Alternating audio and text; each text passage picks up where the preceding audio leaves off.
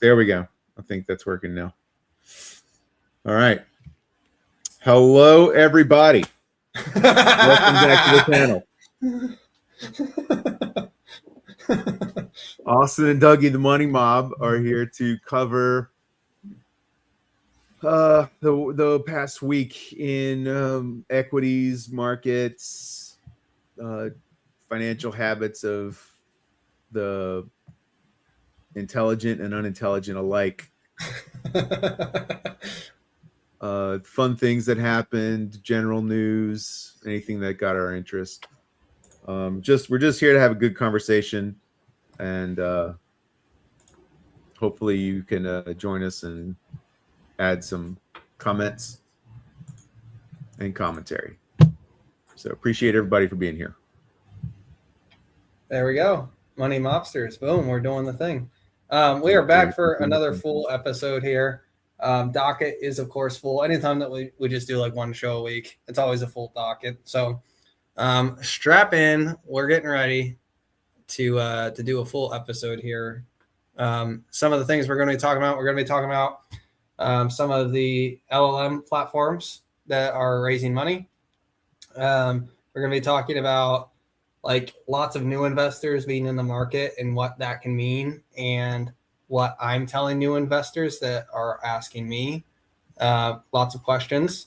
We have a full self-driving update. We have a very positive anecdote from Mr. Dougie himself that he is chomping at the bit to share. We've got Waymo. We've got a Waymo update. The Congress has made, of course, as they always do, a show of one particular response that we got out of a Waymo executive, where everyone tried to pretend like we have a bunch of employees overseas who are controlling the cars. Not what's happening. We're going to get into the specifics of that. We're going to talk about Marco Rubio's speech at the Munich Security Conference. Baller.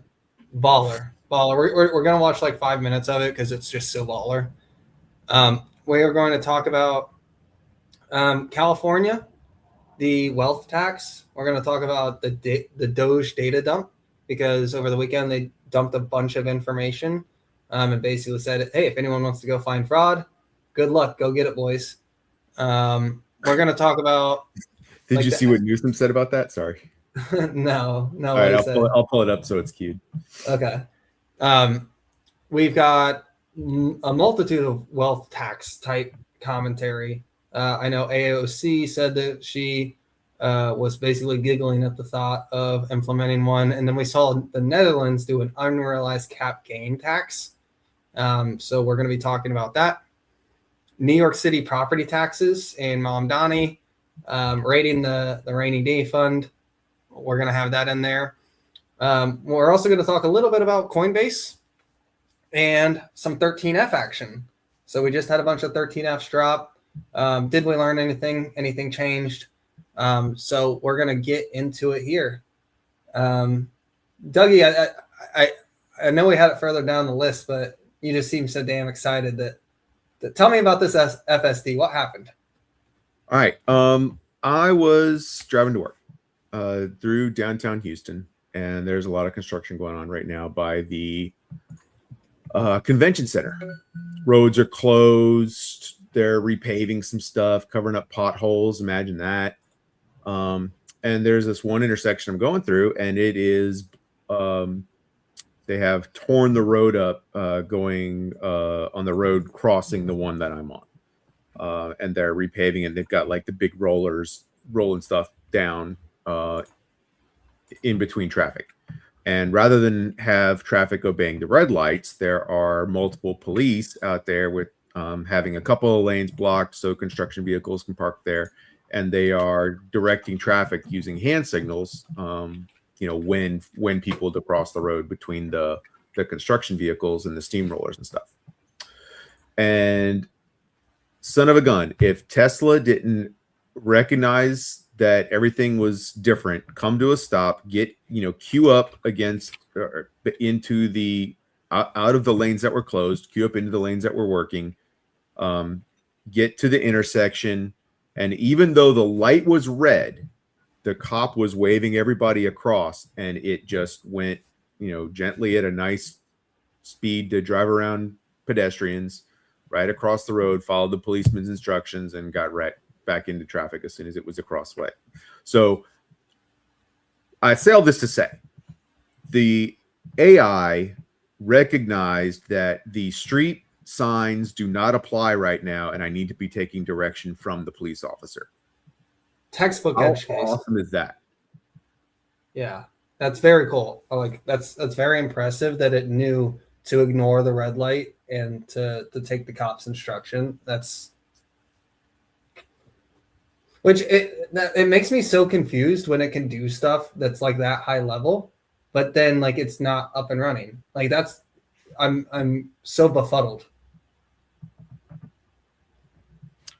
Like I said, it's got to be related to the tech, the underlying tech, and the fact that they probably had to start over with regulators as far as validating technology. I mean, and it could be anything. It could be related to anything. It could be like, oh, well, they don't like how they push software updates, or they don't push software updates often enough. I mean, it could be any of a zillion things. It's not like the regulators are telling us what's wrong. We just don't feel like we're seeing progress as much as we feel like we should have. Right. Yeah, and ultimately we don't absolutely know what's going on behind the scenes either, right? Right. Yeah. Yeah, so with that, I think that's a really positive update, and I think we'll continue seeing positive updates out of basically anyone working in self-driving, not named Cruz. And one of the updates we got out of Waymo, staying with that same topic, is in Congress, they were essentially asking, why is it that you guys have a call center and a support center in the Philippines who have the ability to remote into vehicles? And everyone's like took this so out of proportion. So I want to back up and explain. I just trolled you with it. That's all I was. I know you were, but there's actually people who were like, oh my gosh, the vehicles aren't even driving themselves. And I just want to say that's a stupid thing to say, because what's actually happening here is the vehicles do drive themselves, but occasionally they get stuck on an edge case. Like the one that Dougie just described would be probably like something that very likely the Waymo would have been confused about for a little bit. They did. Yeah. There was a couple weeks ago, there was a power outage and all the lights in town went out. And so the Waymos just shut down. Yeah. Yeah. Because they don't want to take the risk. Yeah. Yeah. But I mean, one could argue that's more of a risk. You could. Yeah. But there's smart people running that operation who've probably, done the math on that and figured, it's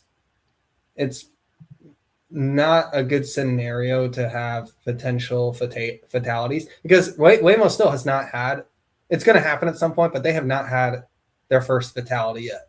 And when that happens, and the longer it takes, the louder it's going to be when it does finally happen. So I think they're just trying to avoid negative press. So they're just doing like what the safe thing is. I know you and I know that it's a calculation of like what could actually be safer versus what could actually be more dangerous. But that's what they chose to do, was just shut them all down. Now back to the remote control cars. Okay. So if Waymo rolled out their cars and did not have any fail-safe to this, and cars were getting stuck and there was no one to call and no way to solve it, you bet your ass there would be so many politicians talking about how could Waymo be so goddamn irresponsible that they didn't think of this. They're running a science experiment through our towns and on our streets with no backup plan. Okay, stop it. You have to have a backup plan when these things don't work, because it's brand new technology. So you call the support center when your Waymo has an issue, and some person in a different country picks up the phone and makes recommendations to the car to get it unstuck. They're literally not playing Xbox and driving the car for you. They make certain recommendations to it that the car may or may not follow. and it usually almost always does follow those recommendations and then gets out of the unstuck situation and then proceeds upon its route. That's all that's happening here. And I think it just got so overblown into this, like, the Waymos don't drive themselves thing, which is really, really selective hearing. So I wanted to clear the air on that one. Yeah. I mean, I don't know why everyone has to feel like they have to dunk on everyone else. I mean, there's things that one approach gives you that another one doesn't. That doesn't mean they don't work. It's like one might be VHS, the other might be Betamax or DVDs, but they both still play movies. So right.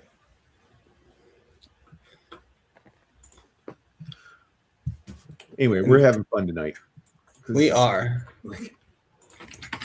For people in the chat, I just got to tell you, Austin read me the stuff we're covering tonight. It's going to be spicy.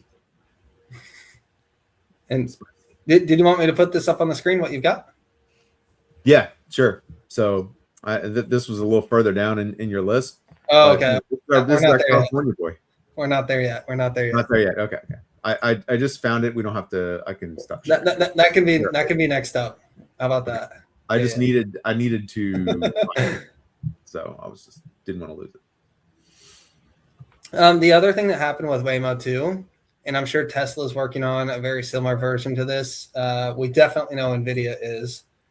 What we are looking at here, this is an Instagram post, and what we're looking at is on the top end is the real world, and then the bottom end, well, it's actually moving around a little bit here, but basically what you have going on is a digital twin where Waymo, rather than just learning from real world instances and actual things that are happening on the real world, what you have happening as well is just like instanced digital twin made up stuff. So this T-Rex that's happening here and this bull on the road, none of this is actually happening, but the car is able to train off of it. So like they'll put an elephant right in the middle of the road and just see how the car responds. That's the synthetic data.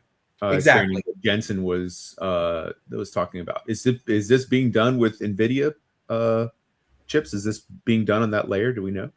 The digital twins, I'm not sure how they're going about producing this. I mean, it's going to be one of two things. Either they're using Ironwood or they're using NVIDIA. There's not really a third option there. But we know that NVIDIA is going to be using technology similar to this. We've seen them demo it before.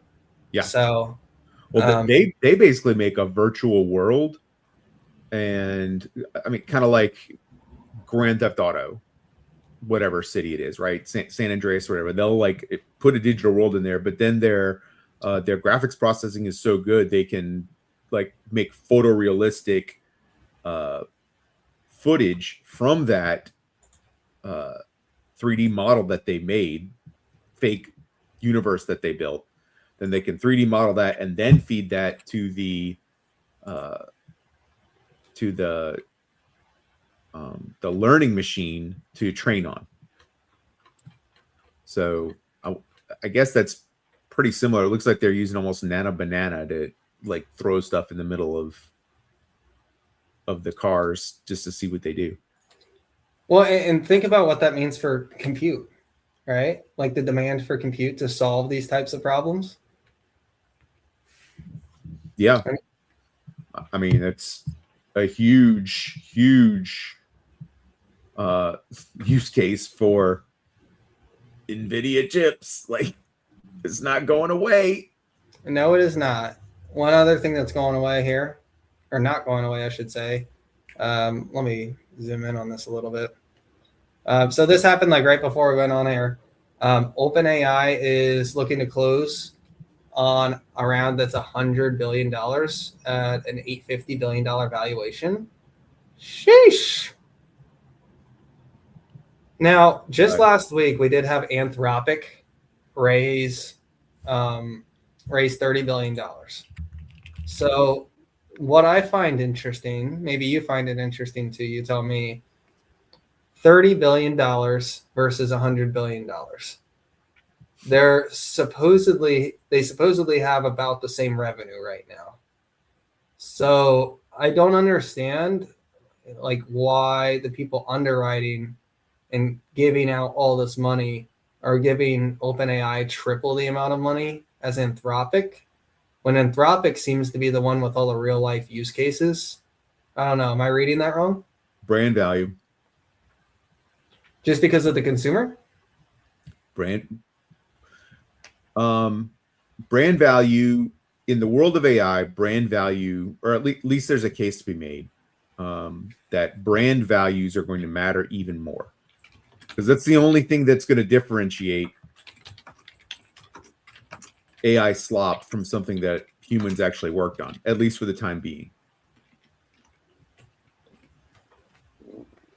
But is brand value really worth 850 billion? Like Pinterest has brand value. Like how much is Pinterest worth? Well, okay. Well, how about this? The New York Times has brand value. I mean, which we know newspapers aren't worth anything. So the only value that can be that Berkshire Hathaway bought was the brand value of New York Times. Sure. I would argue that New York Times is kind of like the opposite of the truth tellers, but you know, I don't know. I don't like what they publish. I think they've been caught a few times now. They tried to, blow up Palantir's spot, then they tried to blow up Waymo's spot, then they tried to blow up David Sachs, and like all three of those articles were just like 100% untrue. And they have just article after article. Guys, if you want to like just Google for New York Times articles that are straight up racist, you're not going to find a shortage of them explicitly calling for like, I don't know, just a bunch of anti-white shit. And I know that sounds stupid coming from two white dudes sitting here talking on YouTube. Just go look into it. They're just calling balls and strikes. Yeah, like if you replace what race that they were talking about, everyone would be losing their shit. I just want to point that out. And I think we should be fair about what racism is and isn't. And I think that their reporting is trash, actual trash. So do I think that Berkshire's 0.12% buy means anything? I think it's so small that I don't think it means anything actually. It seems like everyone else is like, everyone else is reading into it. So what do you think he sees? Like I said, he's buying brand value, or he's buying the fact that OpenAI is certainly going to value, and all these Bay Area companies are all going to value the New York Times historical data, and they'll going to pay for licensing. But then wouldn't that require that the content actually be valuable? Yeah. I don't think the content is valuable. Like the value of the content is whatever anyone's willing to pay for it. And apparently big tech and Berkshire Hathaway are willing to pay more for it than the public is. So So all the content is still being served to the public. It's just going to be filtered through the AIs as truth. And you'll have lost the context of understanding, oh, this came from the New York Times. I don't believe a word of it. Now it comes from ChatGPT. And do you believe that or not? Well, and that's the whole issue with these LLMs pulling information from Wikipedia and Reddit. Is because it's just user generated. That's like over half of what they pull from is Wikipedia and Reddit. And that's really concerning because, not to sound partisan here, but like both of those institutions have been absolutely captured by one side of the spectrum. I was talking to a coworker today, and he's on, the blue team, and we have very good conversations about it, discussing like just at a high level what's bullshit and what's true.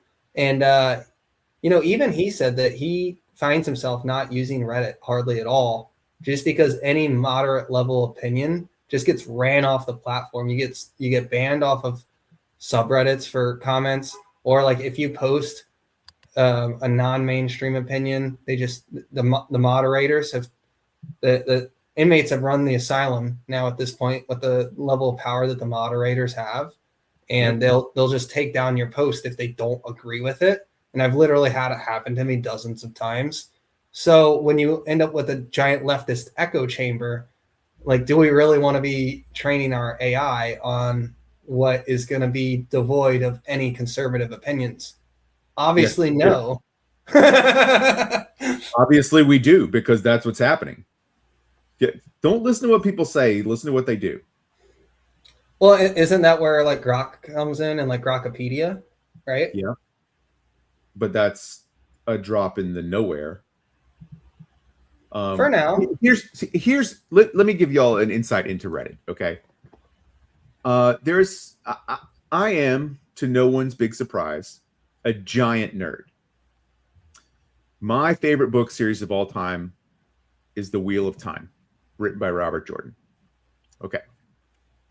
You may have heard that Amazon recently produced the live series version of this book series. Well, they did a shit job of it. They barely kept to the books at all. Like, I'll save my literary criticism for later, but I dared to go on the Wheel of Time subreddit and in a post explain what I didn't like about it. Not only did I get banned from the sub, the moderators signed me up. They went to the US government subscriber page, govdelivery.com, and signed me in. Because they have my personal information, they were able to create an account and sign me up for every single US government email listserv that exists. Do you know how many thousands of emails I was getting in a day? Yeah, I would say the types of people who are willing to do that. You have to unsubscribe them one at a time. You can't just go there, say, unsubscribe me from all this. You have to unsubscribe them one at a time.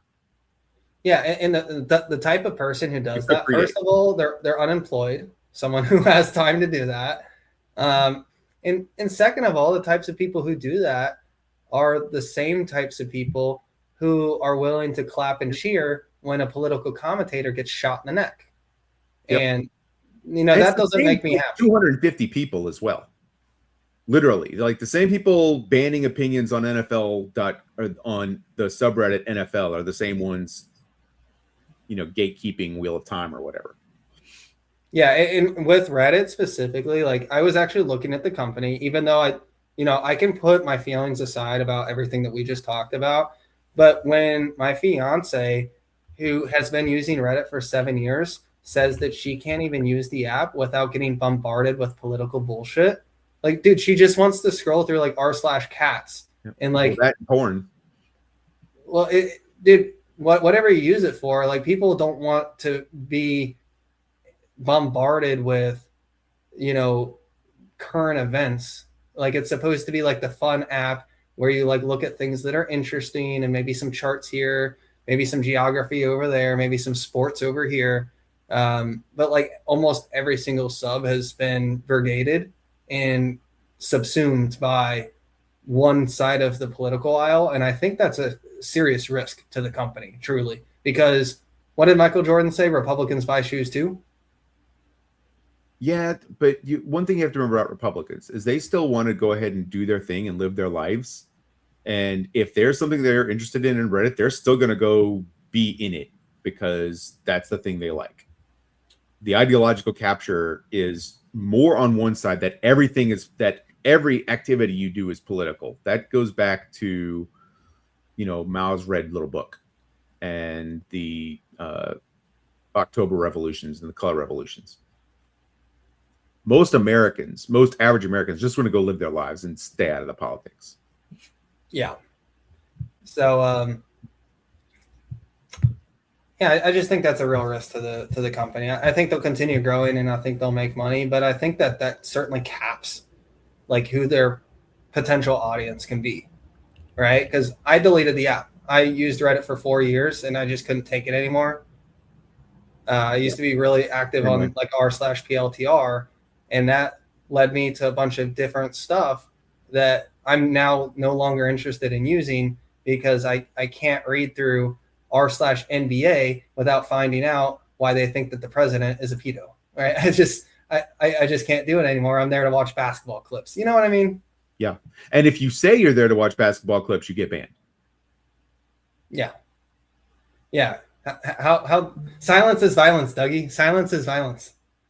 If you're not speaking on the issue, you're part of the problem. Okay, that's enough of that. So, short Reddit, if I could stomach it, I would short Reddit. I'm emotionally and mentally short Reddit. Do you want to look at the numbers? We can pull up the numbers. You don't want to short because they make too much money because they're selling their data. Yep. Yeah. Not financial advice, but I would not short this one. And from one politics to the next politics, I think we're ready to talk about Marco Rubio. Do you want to tee this up while I get the clip? Well, this was the I guess the NATO defense conference.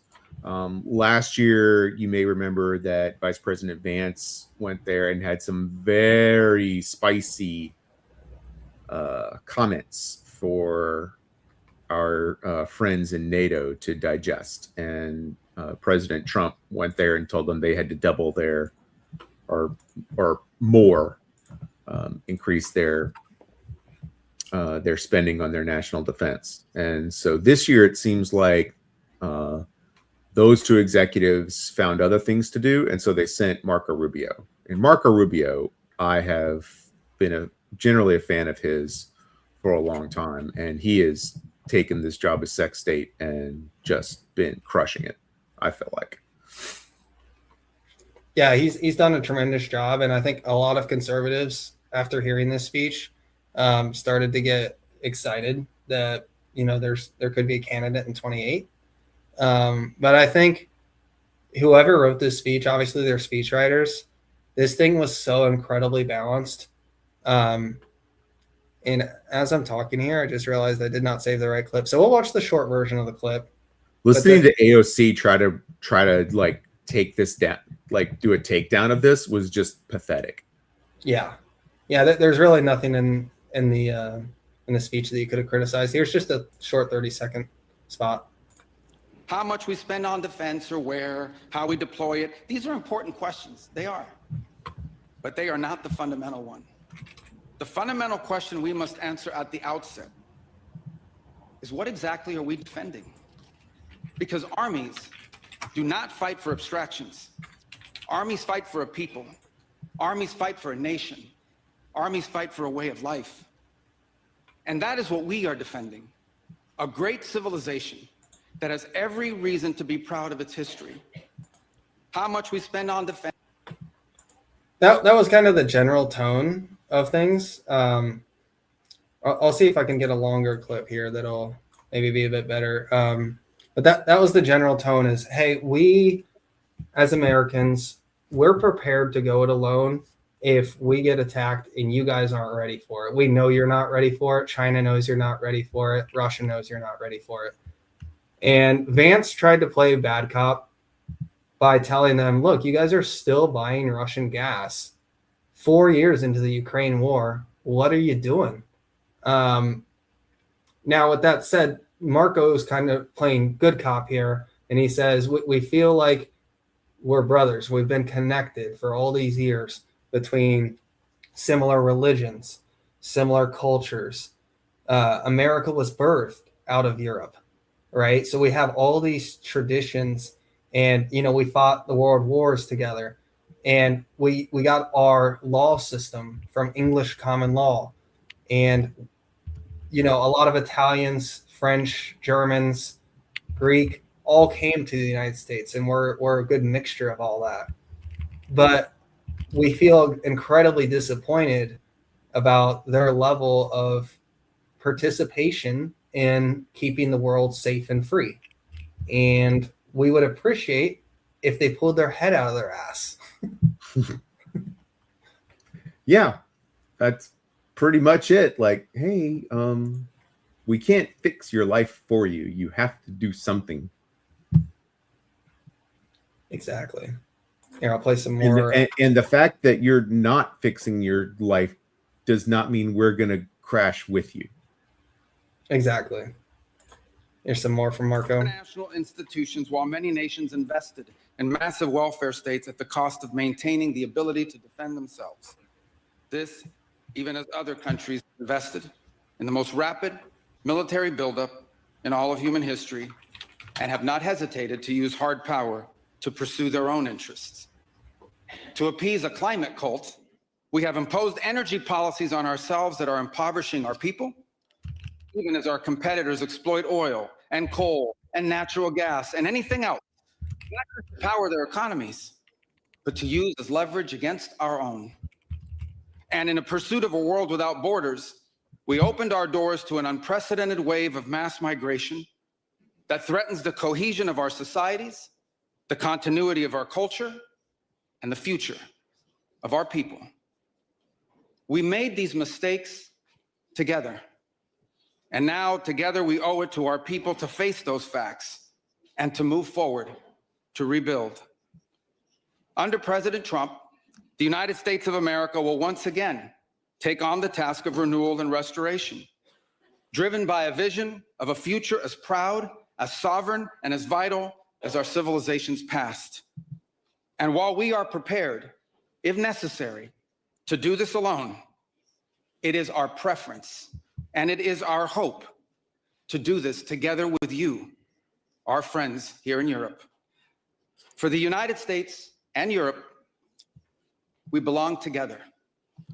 America was founded 250 years ago, but the roots began here on this continent long before. The men who settled and built the nation of my birth arrived on our shores carrying the memories and the traditions and the Christian faith of their ancestors as a sacred inheritance, an unbreakable link between the old world and the new. We are part of one civilization, Western civilization. We are bound to one another by the deepest bonds that nations could share, forged by centuries of shared history, Christian faith, culture, heritage, language, ancestry, and the sacrifices our forefathers made together for the common civilization to which we have fallen heir. And so this is why we Americans may sometimes come off as a little direct and urgent in our counsel. This is why President Trump demands seriousness and reciprocity from our friends here in Europe. The reason why, my friends, is because we care deeply. We care deeply about your future and ours. And if at times we disagree, our disagreements come from our profound sense of concern about a Europe with which we are connected, not just economically, not just militarily. We are connected spiritually, and we are connected culturally. We want Europe to be strong. We believe that Europe must survive, because the two great wars of the last century serve for us as history's constant reminder that ultimately our destiny is and will always be intertwined with yours. Because we know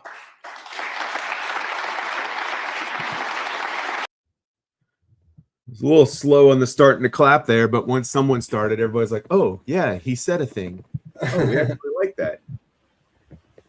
Yeah, and he ends up getting a standing ovation at the end of this thing, which I'm not sure which of you guys have been watching the Olympics, but Europeans are not fans of America right now. And to get a standing ovation right now, it's a little bit insane. There's even been some talk about some unfair judging that's happened in a few different events now over in the Italian Olympics. So that truly speaks to like how remarkable this speech was.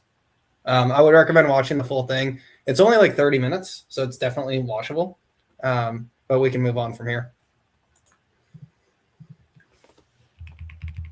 The next thing we had up, which I believe you had queued up, Doug, was California, right?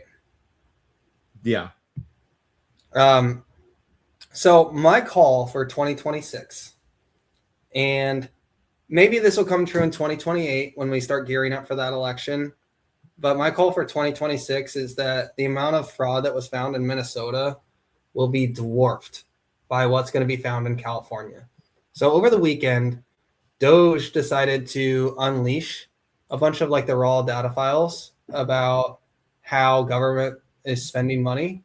And I think, based on like just the number of people who have coding scripts and amount of free time and sheer autism on their side, that they are going to be digging through these files for the next 6 months, and the amount of stuff that's going to get uncovered. I'm not talking about like Nick Shirley types. I'm talking about the people who did the Shia LaBeouf capture the flag thing, like those type people who really get into the details.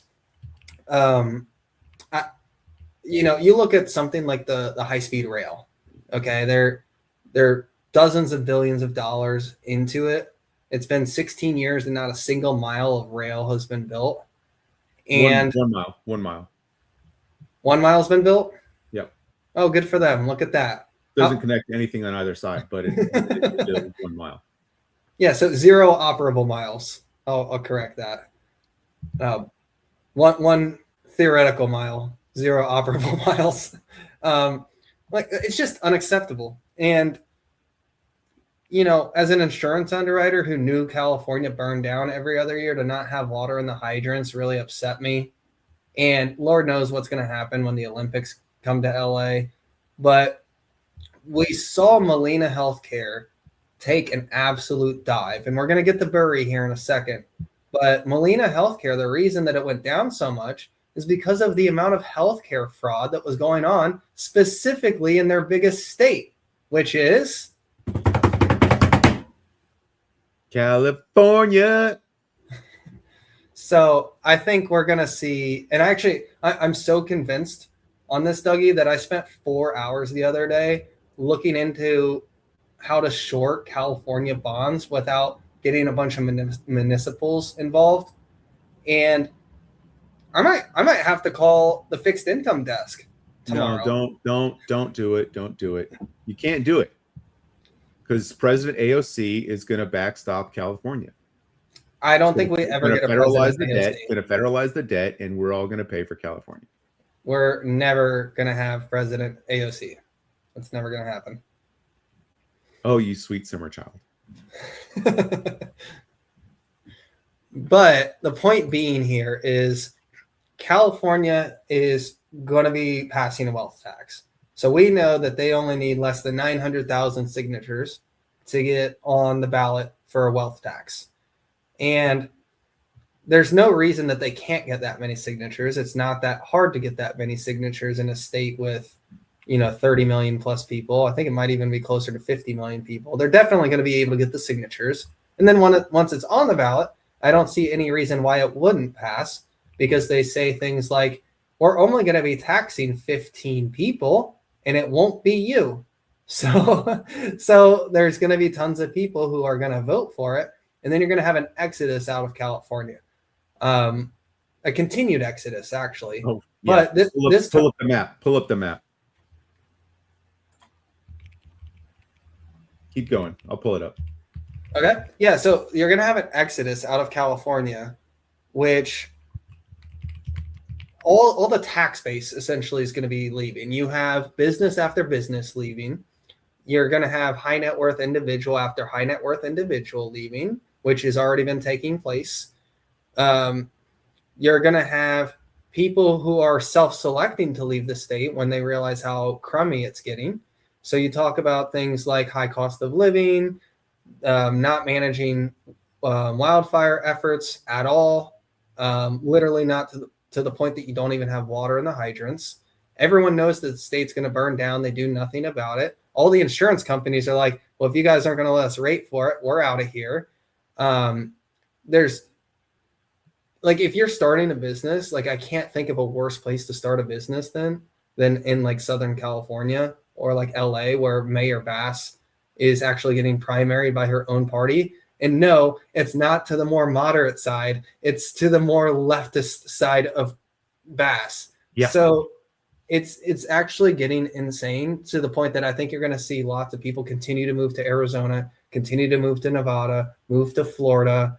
And it's going to create a spiral effect because they're already behind on their budget, and you're going to have their tax base leaving. And that makes me really, really concerned because we need California to be a strong state, not a fly in the ointment for everyone to point and laugh at. You wanted to talk about this map? I mean, that just backs up what you were saying. Yeah. So this is inflows and outflows. Outflows red, inflows green. Pretty nice and clean map to look at. 57,000 millionaires have left California.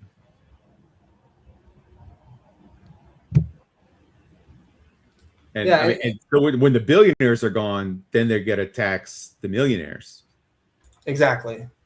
And when the millionaires are gone, they got to tax the middle class. And for someone like June, okay, June lives in San Diego, and San Diego is awesome.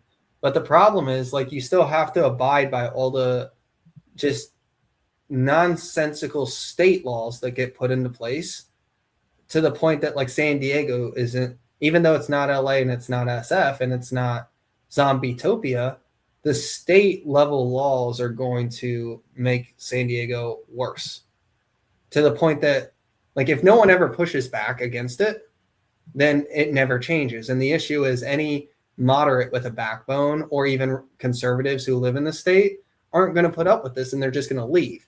So what happens is the voter base gets even more blue and even more progressive. And the problem snowballs. That's what I see happening. If anyone else sees differently, let me know. I'd love to be hopeful. What else do you got here, Doug? So this is from the press office of the governor. Apparently, there were some news reports that showed Florida paid $92 million to a porta potty company named Alligator Alcatraz. And the guy's saying, well, yet the state has to produce a single audit saying the money was there. And then this guy thinks he's dunking on Florida. Nick Shirley found some waste, fraud, and abuse for you to check out. Or do you only go to blue states? Bro, do you not understand the difference between $92 million and $8 billion? They do not. That's why they suck so bad at governing. Now, they're going to find 100 times the $8 billion fraud in California. But, it's going to take a minute to get through there. But the guy's like thinking he's dunking. I'm like, oh, it's only 92 million. That's, 100 times less than the 8 billion from Minnesota. Just on Somali fake daycares was $8 billion. Now, this is the same account that is supposedly run by Gavin's team that called ICE, what do they call him? An enemy force. Yep. That needs to be stopped. And then like the next week, he went on a podcast with Ben Shapiro and completely did a 180 on it, right? Yeah. Yeah. Because Ben Shapiro called him to the carpet and said, hold on, you think federal officers are like a violent insurrection? Hold on.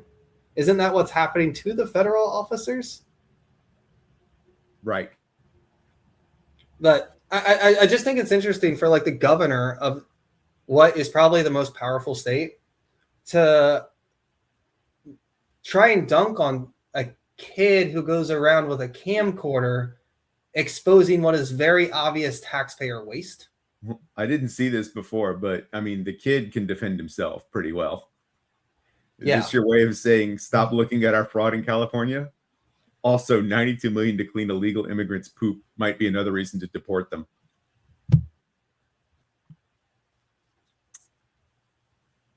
Oh, the world we live in, my guy. The world we live in. And this is something that you hit on. I think it was like our third or fourth episode here. I'll try and zoom it in. So you were talking about, because you're in the oil biz, you had predicted that certain states that are over-regulating this particular industry for the sake of the moral virtue of CO2, the new god that they pray to, CO2. And they're making it so difficult to do business now that this headline came out that it's so hard to operate a refinery in California that now, instead of just making the oil in California, drilling it there and refining it there, everything that they need is in California. They've got it all. But they're shutting those down, and instead they're importing from a refinery on the other side, like in a different ocean. They're having to cross the ocean on a 2-week journey to get the oil here to California. Because you're not allowed to, they make it so difficult to pipe it via pipeline, to refine it, to do anything in the state with oil. It's just the labor laws alone are crazy. So now it is most economical to put it in a tanker, tank it across oceans, and unload it at the port of Los Angeles. And you see James' commentary here is that he thinks that this is intentional. And, conspiracy theorists have had a lot of victories lately, to anyone paying attention. Yep. They've basically been right about everything. And the next one is, when you look at certain politicians talk about China, they do it in like a very glowing fashion, right? They talk about how awesome China is, and there's a reason for that.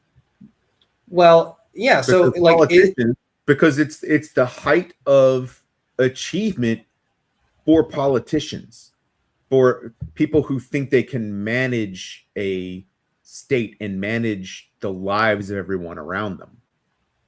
Yeah, but they talk about an adversarial country as if they're our friend, and then they talk about fellow Americans who they simply disagree with on policy like they're Hitler. And that is not an exaggeration. That's literally what's happening every single day, is that they're talking about people who grew up and live in the same country as them as Gestapo and Hitler, simply because they disagree with immigration policy that was common and agreed upon just a decade ago.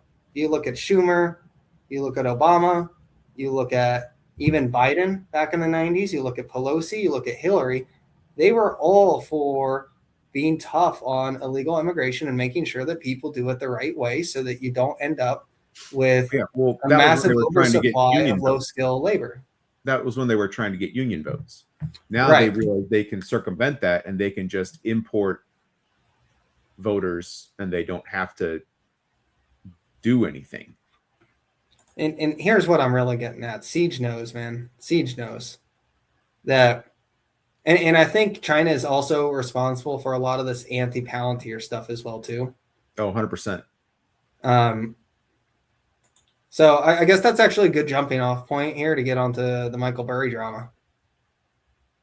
So I'm feeling left out of the Cool Kids Club. You didn't get blocked yet? I mean, I am usually, the last person to jump on the trend, or like I said, giant nerd, not normally gets to eat at the cool kids lunch table. Occasionally, though, I do get there, but man, I'm left out right now. I can't get Michael Burry to block me.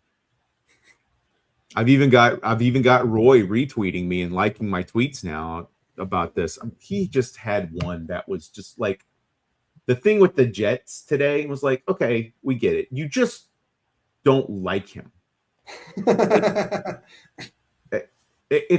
You're not analyzing them like an investor. You're making it personal, and we know you're making it personal because you're also acting that way about everybody else who has something to say in this space. Unless they pay you $300, apparently, maybe, who knows? None of the people that I know are blocked are in there. I guess Arnie got blocked after he paid for the sub, but Like, we're not having the sub behind your paywall, my guy. Well, and the only reason anyone's paying for this sub is because you got a movie made about you. Because you're freaking weird. It's not the putting the article behind the paywall that gets me. It's the fact that people quote, like, they paid for the article, they read the whole damn thing, they quoted specific sections that he had incorrect, and then responded to it in a very cordial manner. And then he went on to call people dopes, bozos, miscreants, and then blocked everybody, and then said, well, I don't want to have a debate on the public forum. We actually need to have the debate on my paid Substack. And it's like, hold on. If you can't defend your ideas in public, they're probably shit, aren't they? I've literally never heard that before, ever. And I think that's one of the dumbest things that you could say for someone who pretends to be smart is, I will only give my opinions behind the paywall.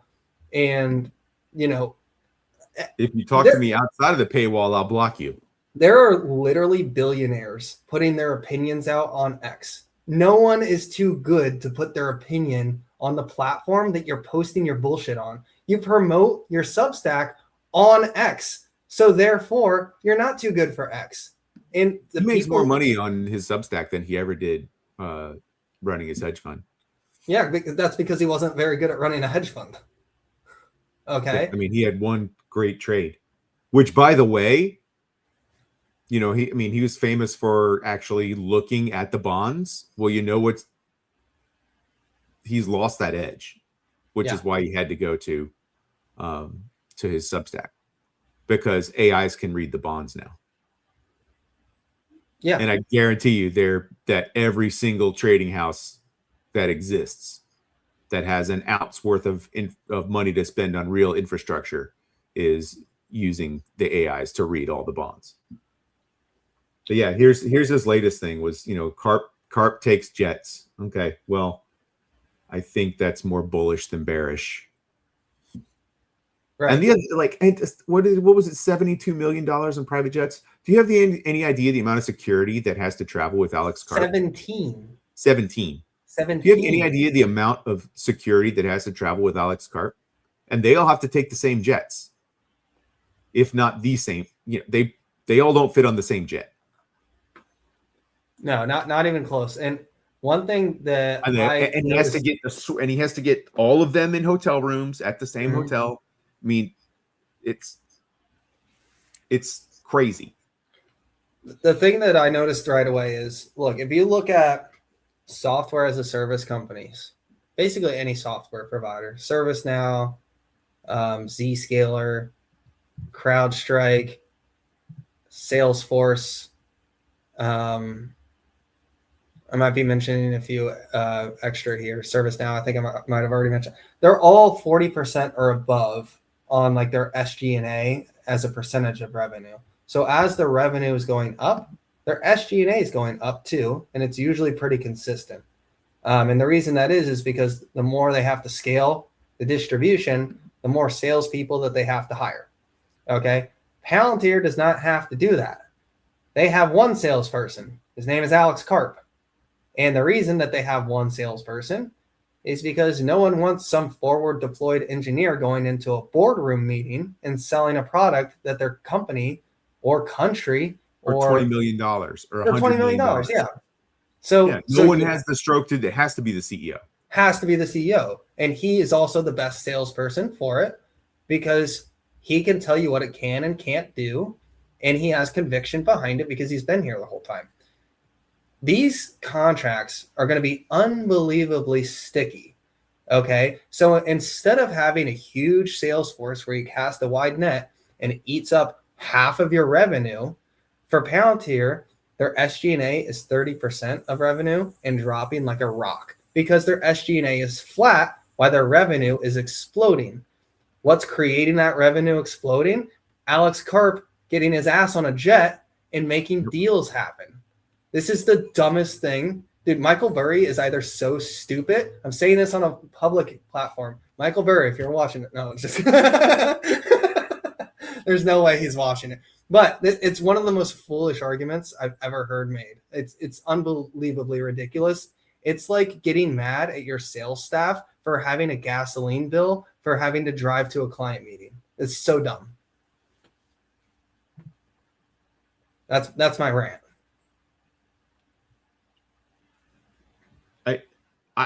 I have no notes. I have no notes. Oh, I forgot something about the wealth tax there. Netherlands, unrealized capital gains. Oh yeah. Okay, so funny thing about unrealized capital gains tax. That is what red pilled my wife during the last election. Was the capital gains? That's what finally did it. That's like a rare one. That's not that's not usually Kamala, like where people's breaking point is. Plan for the tax on the unrealized cap gains.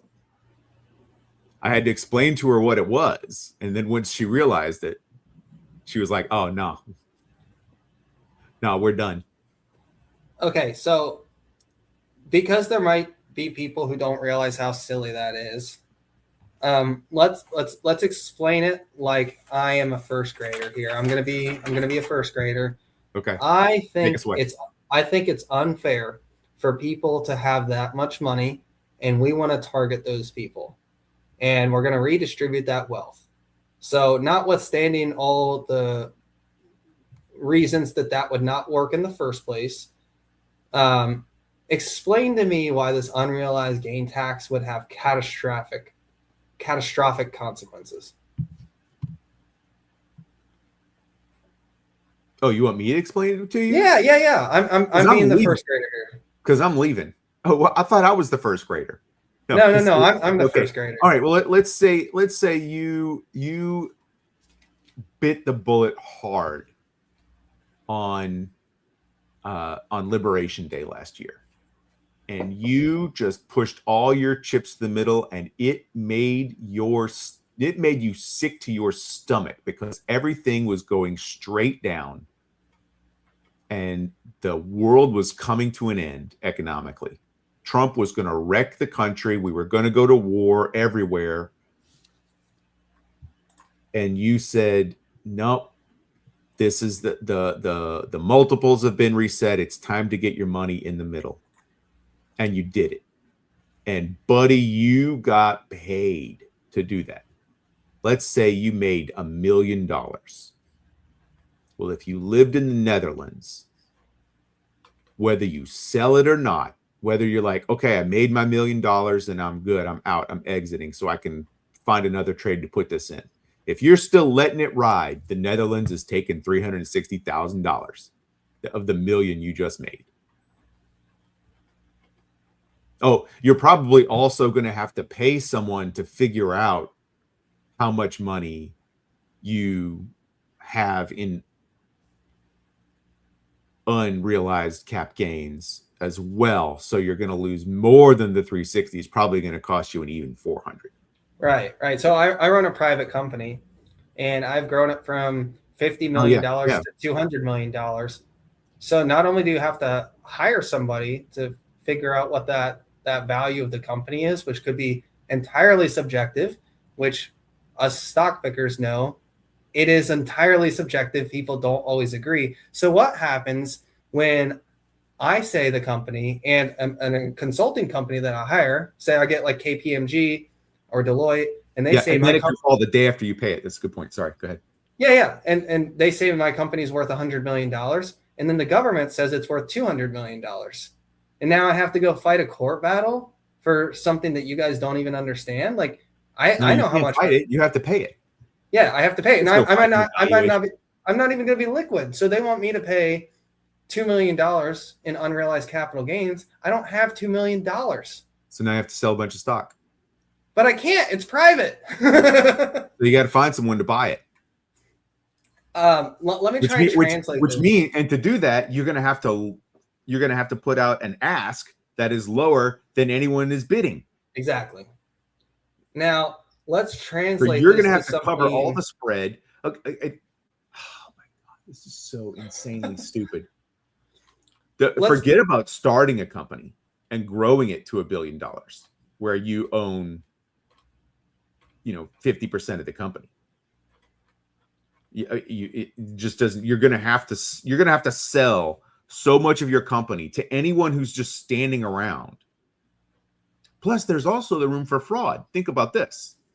Let's say that you have a private investment that you purchased for $100 a share. Okay. Right. And we know, because the government tells us, that at the last day of the year is the day that they establish the valuations on your unheld gains. I'm going to go on Hive and I'm going to buy one share for $500. I'm going to put in a bid for $500 for one share.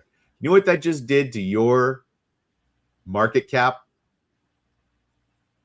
It just increased it by 5. Do you know what that did to the taxes you owe? It just increased it by 5. When my one share gets filled or sold, or I just take the offer down, now you're stuck paying that giant tax bill, and that money was never there to begin with. Market cap is always based on the current price.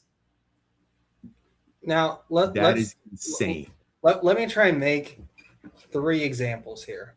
And each one's going to be escalating. The first one will be super simple. Your 8-year-old buys a Pokemon card, and the Pokemon card goes from $20 to $50. Oh, good God. Dude, killing it in the Pokemon game. He's taking lessons from Steve. Game. Okay. Where does those $30 come from? He can't sell a fucking fraction of a Pokemon card. You have to sell the whole card to pay the bill. Yep. Second example is you have someone who is a watch collector. So maybe they own watches. Now their watches have appreciated. Same scenario, right? They're going to have to sell their watches, something. They're going to have to sell something. So now they're having to sell assets at below market value to pay this tax bill. And how are they going to figure out how much my watches are worth? Is some asshole going to come through your house and start like being like, oh, are you sure you're not hiding any watches? Are these all of the watches? Or are you just showing me the fake watches? Made sense. These are also the people who give out the Nobel Prizes, for which there is one in economics. Now, here's the third example, and here's where it gets really, really messed up. And here's what I think, like, if I was lobbying against this tax, I would drive this example home every single day. Your mom has retired. She's 70 years old. She has a house. She bought it 30 years ago for $200,000. It's now worth $800,000. You have $600,000 of unrealized capital gain. Sell your house, bitch. Sell it. Yeah. Sell your house. So she's gonna realize the capital gains. But do you see the problem? You're literally the unrealized gains. They're just gonna have to pay the tax on the realized. Dude, if the tax on the unrealized gains is 36%, what is the tax on the realized cap gains? But like, imagine kicking people out of their houses because their houses have appreciated. Sell your house, bitch. Like it's so ridiculous. Oh my God, we are burning the West down. Well, hopefully the Netherlands figures it out. As Toby put it, Toby of Shopify, he said the Netherlands just publicly failed an IQ test. And again, no notes on that. So I think he did. I think he did a bang up job. Hey, I don't own more than a tiny smattering of shares in this company, but is Nibius a Dutch company? They might be founded in the Netherlands. They're on the NASDAQ. Headquartered in Amsterdam. There you go. Oof. Y'all, that's worse than having your headquarters in Delaware. So I messaged the board basically needs to tell them you'll have to move. You can't stay here. So me and a buddy, we've been looking at ASML really, really closely for basically 2 years, and it's kind of been like right on our bubble list of stocks for like the last 2 years. Matter of fact, 2 years ago, when people brought ASML to Amit's attention, he wasn't sure like what it was. And I asked him for his email address, and I wrote him up a thing on ASML. And I'm like, here's why this company is going to be important. You're going to need to know about this. And this makes ASML uninvestable to me. It just does. Like, Yep. If half of the people who work at the company have to mass sell their shares, I don't want to be involved in that price action. It's going to be a waterfall. No, thanks. Yeah, they're just gonna have to dump the liquidity on the market and hope somebody buys it. But I mean, you know how Michael Burry feels about Carp selling shares, insider sells. Well, these are going to be practically forced liquidations. Right. Not practically. They will be. No, they're forced liquidations at the point of a gun, by the way. If you don't pay taxes, you go to jail. And if you resist going to jail, you get shot. By the way, I do think it is funny that we mandate people to fill out tax forms every single year, but the same government is now apparently telling us that we're too stupid to figure out how to register to vote. I love that one. Yeah. Speaking of things I love sarcastically. Thank you. That's my next like Twitter response to someone who's like, having to make an ID is racist. I'm like, well, if you can't fill out the paperwork to get an ID, you pretty much told on yourself you're not filling out the paperwork to pay taxes. So maybe you should be. Yeah. It's just such a non-argument that I'm a little bit shocked that people are even trying to make that argument. But speaking of things that I wasn't impressed by, did you see this? Eyes on this transformation. I want to show you. We chatted about it. Yes. So this is the actual Coinbase channel. Okay, this is like their X page for the official company. And then Brian retweeted this. Guys, what are we doing here? He's collecting all the coins. Obviously, he's collecting the cryptos. Come on. Are we trying to legitimize crypto and like make it the currency of the future? Are we trying to make sure that it stays for children only? Like if I had $1 million of Bitcoin on Coinbase, I'd be like, these people don't care about my money. If you have $1 million in Bitcoin on Coinbase, you're doing crypto wrong, and you deserve to lose it all. Well, and that's the problem. So, like, does Coinbase have a model? I don't want to do business with them after that. Like, no financial institution who is responsible for holding my money should be posting Subway Surfer things on their earnings results. Like, it's one thing to do it just for like a fun in the middle of a quarter, but to do it in combination with your results. I thought, okay, I'll just summarize this again. I don't have the emotion to go back through this discussion. Folks, Austin and Dougie already argued about this for an hour. I'll just say, I don't care, and you can't make me care. I don't care about it. I really don't. And Austin's over here like ready to burn the place down. He's so offended by it. And I'm just like, well, I'm not offended. This is not something I care about, man. There's plenty of things. I just think it's really, really careless to their brand. If they want to be taken seriously, this was kind of like the opposite of how I would go about doing it, right? I think that's the point. They don't care about being taken seriously by old Wall Street. I think that's the point. That's kind of the whole catalyst, though, for this thing like catching on, is that you need old Wall Street to be on board. I don't know. I've been less than thrilled with the results that have happened every time there's been a step change in Wall Street's involvement with crypto markets. That said, I need a quick break. I'll be back in a minute. Okay. And I will riff more about Coinbase here. I am trying to find a clip here. I had bookmarked something for Coinbase. It was actually the Super Bowl ad, and I wanted to roll this clip because I thought it was funny that everybody hated this Super Bowl ad. And to me, it's summarized pretty much like how a lot of quote unquote normies feel about crypto. That they're just kind of like over it. And because they do stuff like this, which I'm going to show if I can ever find the clip. Yes, here it is. A lot of you guys probably saw this.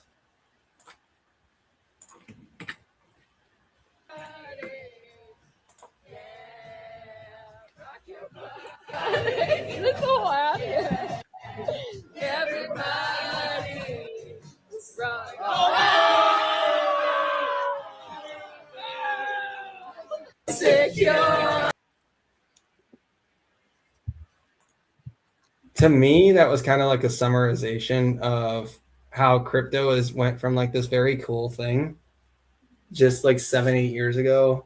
And even during COVID, like 2021, when it was popping off, everybody was buying crypto. And now people just seem to be like really annoyed with it. Like they're tired of hearing about it. Yep. I'm not sure if that's a signal or not, but like, I don't know about your Super Bowl party. At mine, very similar reaction. People were just upset that they got rug pulled on the course. I mean, you're assuming that I watched the Super Bowl.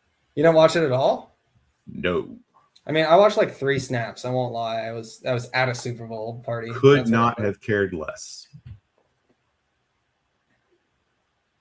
What did we do during the Super Bowl? Oh, I built rockets and my wife went to bed early. What is Siege saying here? Could be by design, I'm guessing. Yep. The I don't fact that the vibe shift has moved away from crypto. Like the vibe shift is by design, or like that ad was designed intentionally to trigger people for publicity? It was definitely designed to trigger people. Yeah. I mean, that's exactly what it did, and it did its job. I don't know if that's like vibing to it. Like they knew that was the reaction to it. Yeah, They have a specific brand thing that they're doing, and I don't know if it's good, but there you go. Yes, there you go. The vibe is they're out to trigger you. That was the only Super Bowl ad I bothered seeing because it came up on X. Did we talk about the yeah, we did. We talked last week about the Anthropic versus OpenAI ads. Yeah. How entertaining that was. Yep. Those are perfect ads. Perfect.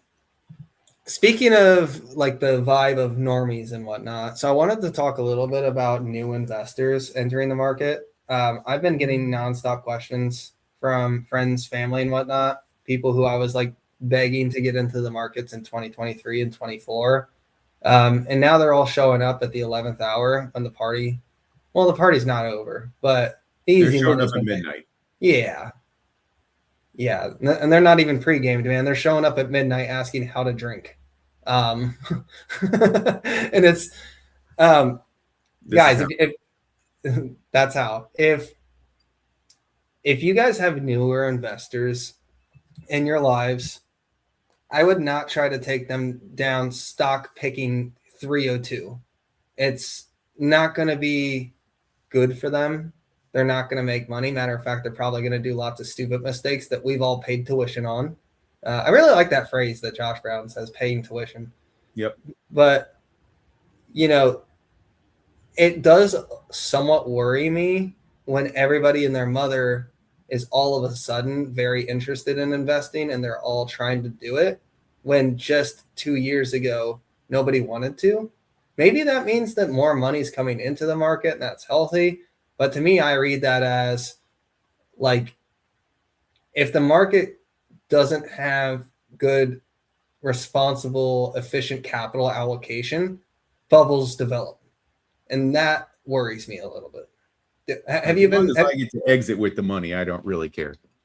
Yeah, but I don't want to exit. I want to invest in quality companies and hold them over the next few decades. But if people, because you already have great price entries. Yeah, but if people keep pushing up the prices, I won't get good entries anymore. Like they're going to bid up Peloton to $90 billion again, and then we're going to have to watch it all crash again, and then we'll be early cycle. Yeah, well, according to some YouTuber that I heard this morning, shorting on Robinhood is both fun and easy.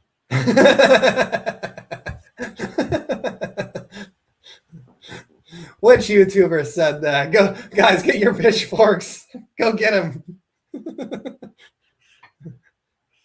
Not just easy, but fun and easy. That's awesome. Yeah. Guys, not financial advice. Be careful with shorting. Your loss exposure is quite literally unlimited. Yeah. Okay. Finish your disclaimer there. No, that's it. That's it. Perfect. That's it. Okay. So, Laura though makes a point that I hear a lot of people make, saying you want the market to go down because you have a long time to accumulate. I agree. I mean, if we play, and that is game theory correct, but it's also fake in the real world, right? Because what you want is you want the market to be Great Depression level for your entire life until the day before you retire, and then for it to go up 50,000%.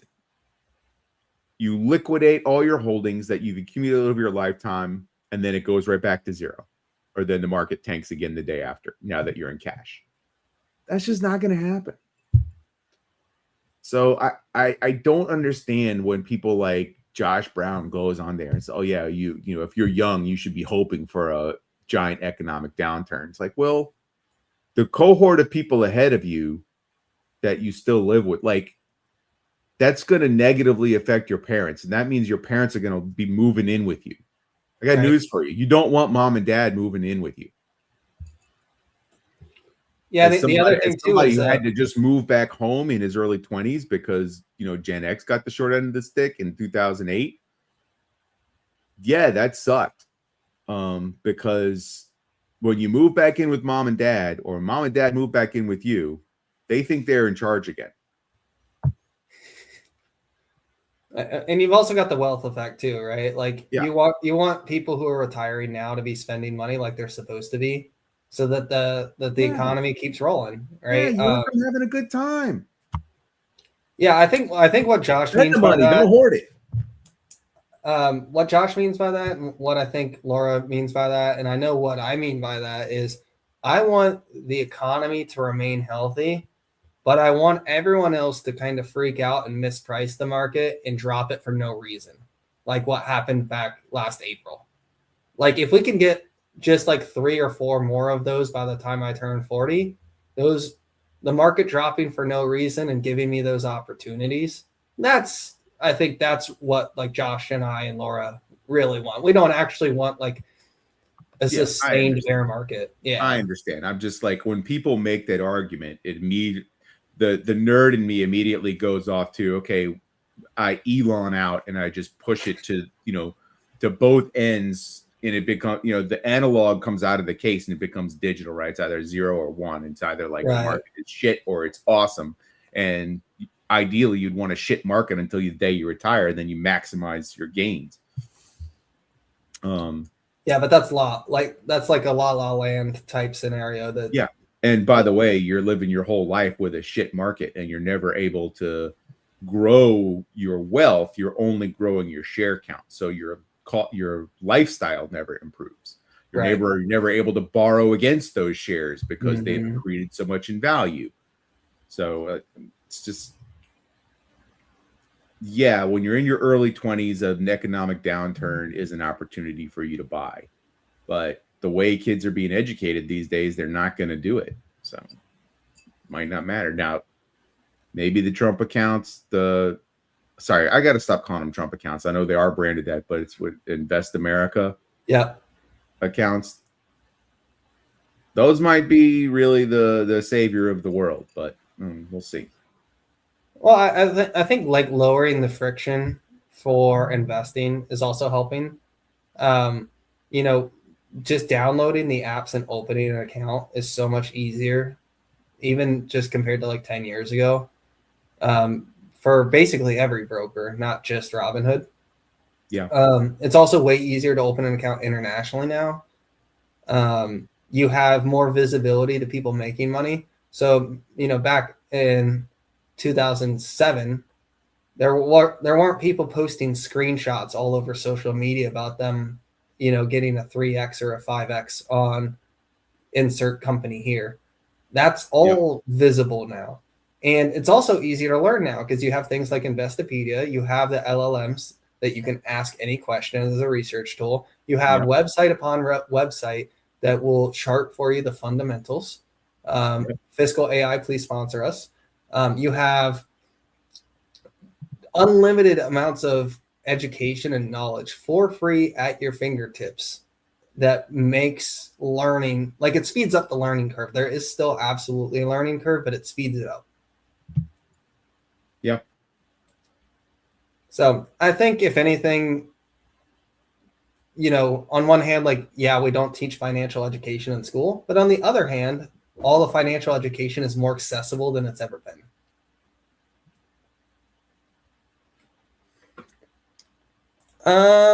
I think that's all I had to say about that. We were debating a little bit right before the show about, like, are we late cycle or are we early cycle? We're definitely late cycle, but it feels like we might be getting close to early cycle again because everyone wants to send software stocks to zero. Are we starting a new cycle before the previous cycle ends? So we're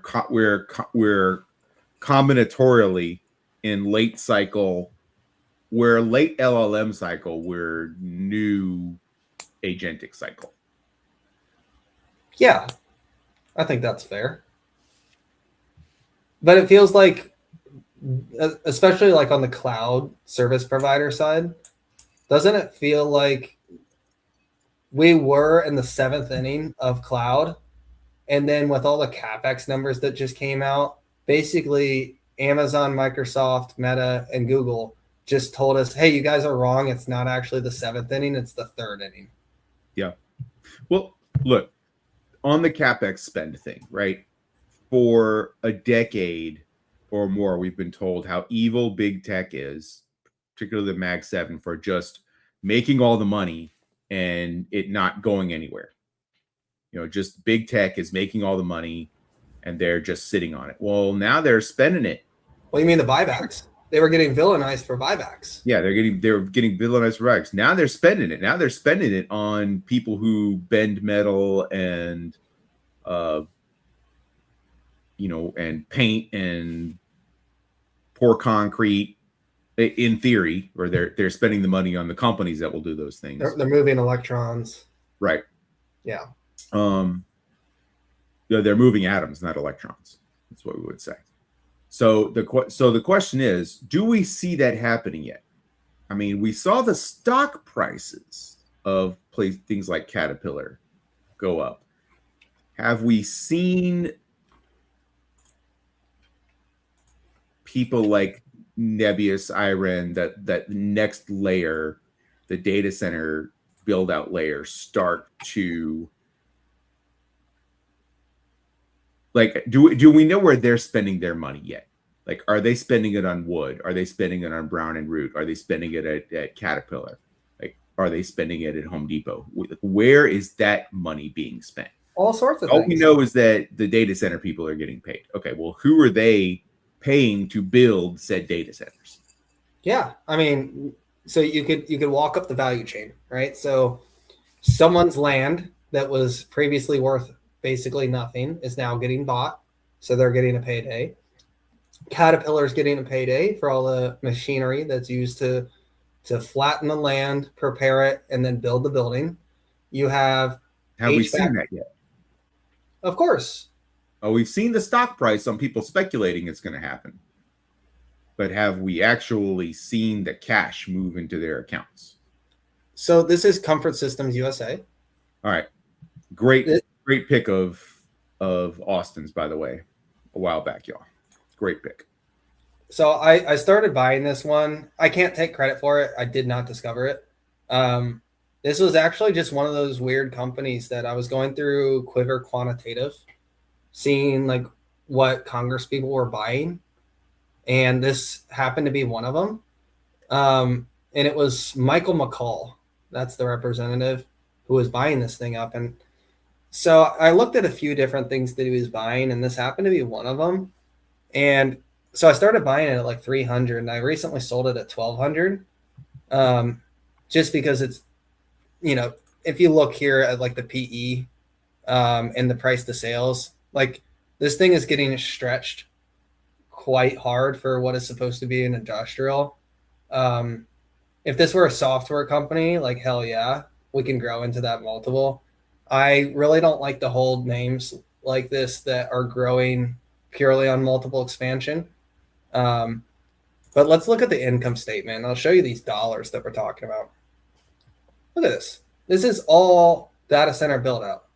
And what this company does, Comfort Systems USA, they have plumbing, they have HVAC, they have a ton of electricians on staff.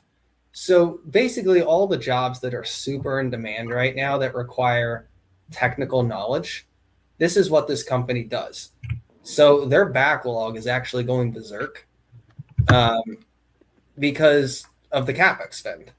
So those dollars are moving into companies like this. They're moving into companies like SMCI. They're moving into companies like NVIDIA and Broadcom, into TSM. But also they're moving into like cooling companies and HVAC companies and plumbing and construction and electrical and generating companies. And, soon it'll be the energy companies, if it already hasn't been, like Bloom Energy. And, it's a really expansive rally if you think about it, because there's a lot of inputs that go into turning pieces of sand into thought, because that's really what's happening. We're turning sand into thought. And it's really trippy if you think about it that way. It's almost an alchemy type transition. But I do think that those dollars are seeing their way through the economy. It might not be super, super broad, but it's definitely happening. Okay. Well, are you like looking at Caterpillar earnings and like you're just disappointed that the numbers aren't showing up yet, or what? Yeah, I'm expecting to see billions of dollars coming, hundreds of billions of dollars coming into these construction and earth tilling and metal fabrication and just companies that make things. And I just don't see it. Like, it's still aggregating into tech. Does Cap publish a backlog? I don't know. I'm not very good at analyzing non-tech companies. Well, like another one is John Deere, right? Yep. John Deere hasn't really seen the sales growth here. Right. So I don't know what you make of that. I don't know what they obviously get paid for making equipment, but they don't get paid for people buying used equipment, right? So it's like, is there a Carvana of industrial equipment that specializes in resale of used stuff? I mean, maybe what's the rental company? Hertz? Well, they're a car company. No, Sunbelt? No, well, maybe heavy equipment rentals. Oh, don't get old. You can't remember things. You're not Granger, but we would see some United Rentals. Got it.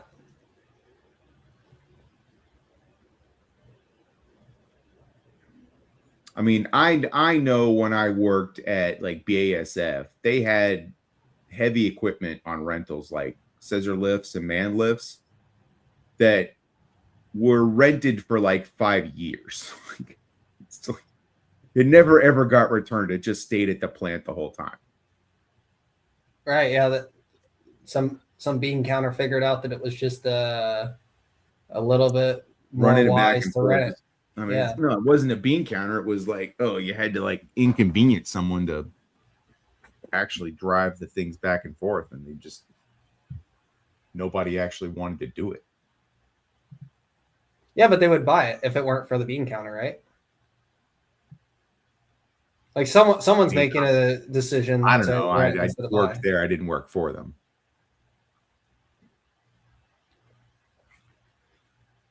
Groninger or Granger, Laura? I thought Granger was like the uniform and kind of industrial supply or commercial supply company with insane markups to everything. It's like, oh, you want to buy a mop bucket for $300? Granger's your people. You could buy it on Amazon for $25. You could buy it from Granger for $300.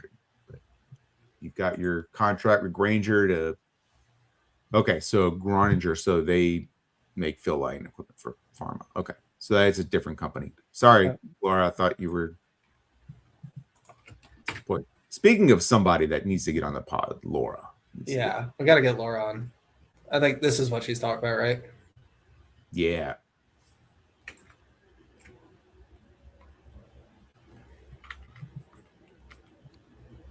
Yeah, this is a space that I stay really far away from. I know nothing about it. I have no desire to learn that much about it. And I'd get my hat handed to me. So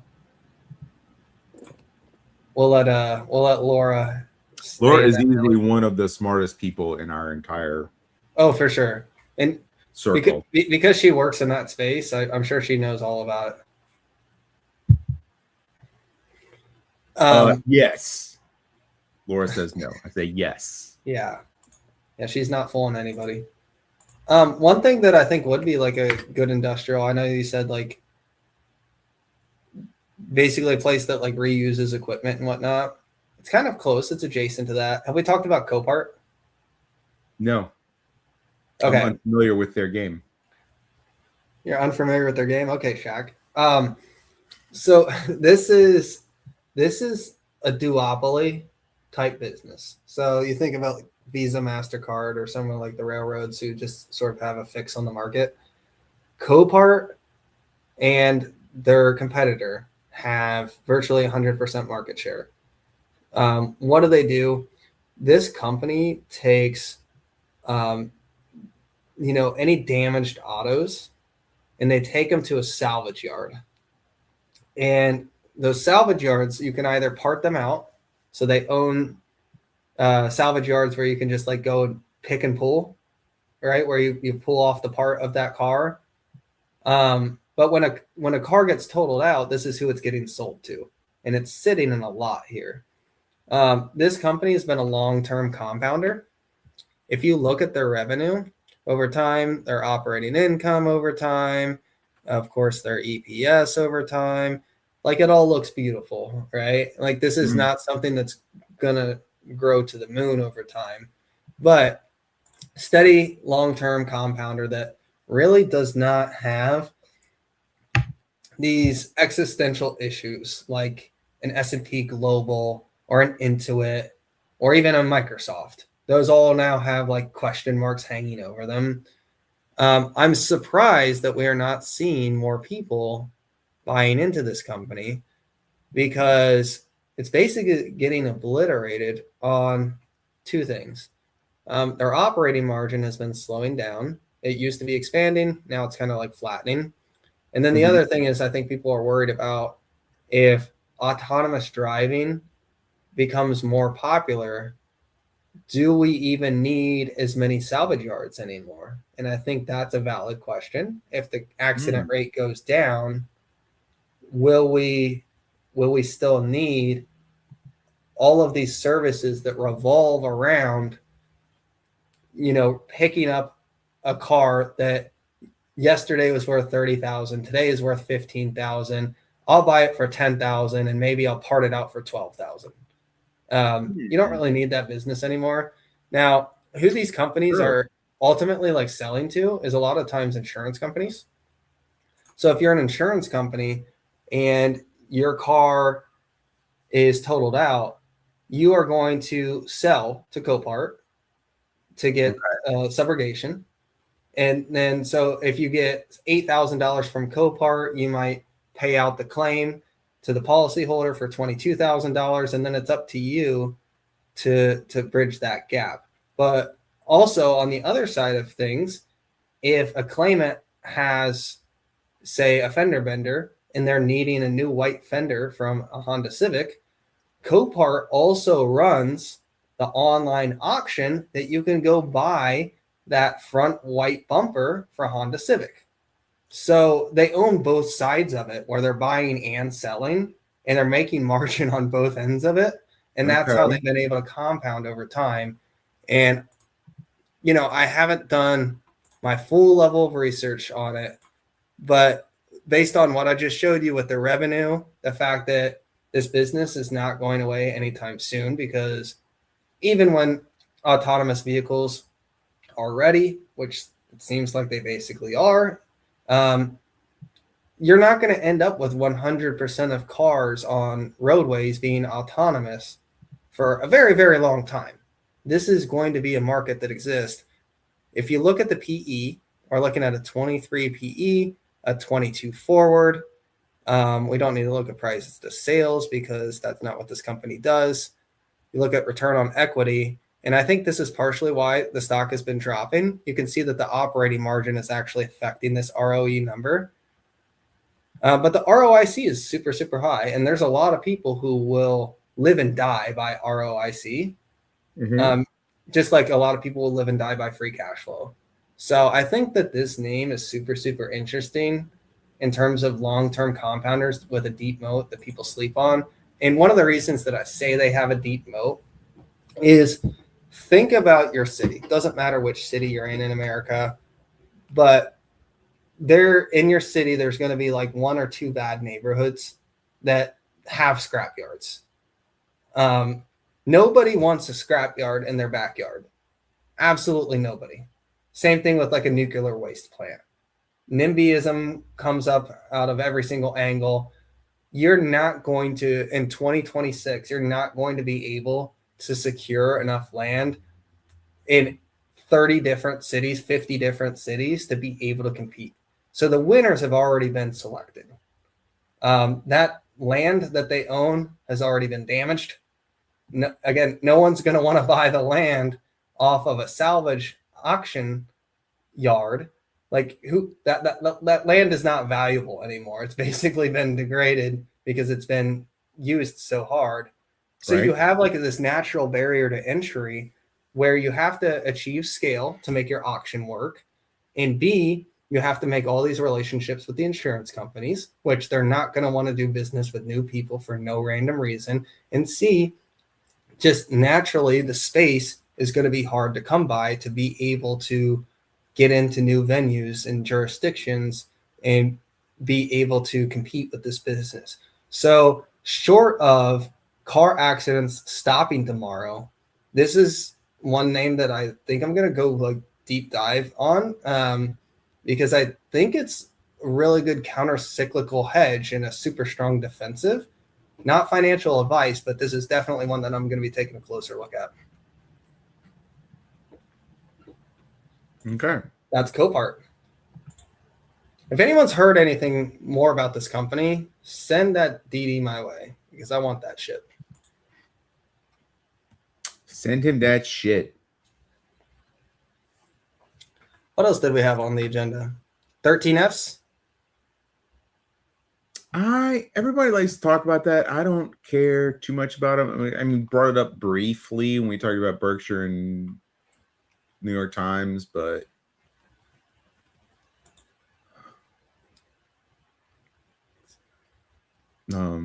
Berkshire sold Amazon. I'm not sure what that was about, like to buy into it and then like immediately sell it. That was kind of weird, right? Yeah, I don't know. I don't know who's selling Amazon at these levels. I mean, the worst thing I'm doing right now is I'm really looking at buying a buy right on Amazon. I almost pulled the trigger today, but couldn't quite get the price I wanted on it. But it just seems like that's another good play. I entered with a couple. Well, whenever I did it, I remember it was a year or 2 years ago, but I bought it like 195 with a $300 covered call on it on the lot, or like the 190s, because we had the Jeff Bezos is getting married covered call on the stock. So anytime it hit like 200, it was selling off. So I was like, all right, well, I'll put it at 300. You know, I'll get a 50% upside on the option, you know, on the shares if it gets sold, called away, and I got a really good premium. And I feel like that's a good play now. We're still basically in the same ballpark, 200-ish, but I'm looking at like the January 27s or the June 27s at like 20 delta or like 20 delta, so that's like 350-ish level. So 20% chance it gets called away. But if it does, I mean, you get to sell at 350. That's a pretty good trade. It's what, like 50 is basically 300, and then another 50 on top of that. And it's like 60-ish% profit if it gets called away. I mean, there's worse trades. Right. Plus you get $7 in premium per share for your entry price. So and now you become illiquid with the money for a long time because you have a leap on, against you. But it's one of those things where you're like, okay, I'm the worst thing that happens to me is the trade goes against me and I have to make 65% on this money. Oh, darn. Yeah, I'm trying not to get too cute with Amazon. I just feel like we don't know if it's going to be 9 months from now or 19 months from now or even 90 months from now. Like, it just seems inevitable. Does it not? Yeah. Well, I mean, it's like Google was, right? It's like, it's inevitable. Who knows when it's going to require narrative shift. Okay. It's going to require, for whatever reason, the analysts are sitting out there right now and they're like, oh, CapEx. It's the only thing everyone wants to talk about. Oh, they're spending so much money on CapEx. Well, yeah. They're fighting for survival. They saw what happened in 2000. If you didn't have the build out, you didn't exist anymore. Look who still exists. Cisco exists. Pets.com doesn't exist, not because they were both tech names, but because Pets.com didn't have anything that was real. If you have real assets, if you become, you know, we talked about the Halo trade last week, right? If you become asset heavy as a tech name, and Amazon already has a bunch of assets with their distribution centers and vehicles and stuff, right? If you become more asset heavy, you're more Halo than all the other big tech. So you get to be big tech and Halo. I don't see how that doesn't work out for Amazon. Yeah. One thing I do think is interesting, if you go back and look at, and I'm trying to pull it up here, is if you go back and look at the industrial powers of the early 1900s, the companies that spent all the CapEx, your railroads, Standard Oil, Ford, GM. Yep. You had, I think that basically covers most of them. So many of those companies still exist 100 years later. Not only do they still exist, Dougie, but like they spent most of their money in CapEx early in the 1900s, and into the 40s, 50s, and 60s, those were still the market cap leaders. And it's not because they traded flat. Like the companies that seized that opportunity and became industrial titans were industrial titans for decades. Like, investors in those companies did very well. So you tell me, like, does owning the digital future, is that more important or less important, and more profitable or less profitable than building a railroad? I think I know which is more important. The railroad, having a railroad built is more important. Not that they're already built. We've already got railroads. We don't have tons of data centers going around. Like, there's a lot more demand now, I guess, is probably the better way to put it. Well, it's hard to. So there are only so many goods you could move from one side of the country to another. Like there was only so much produce grown in the state of Iowa, corn grown in the state of Iowa that had to get shipped around the country. There's not that kind of a limit for information.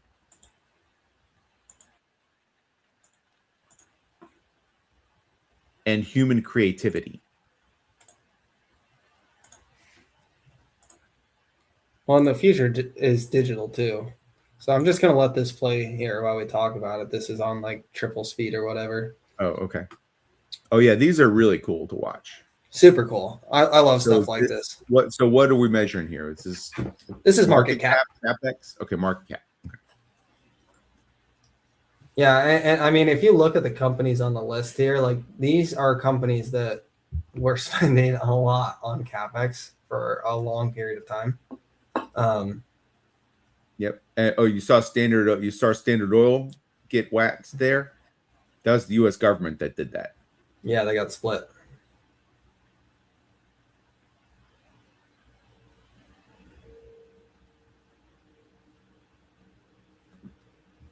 And shout out to the people who like are smart enough to figure out how to make stuff like this. Good stuff.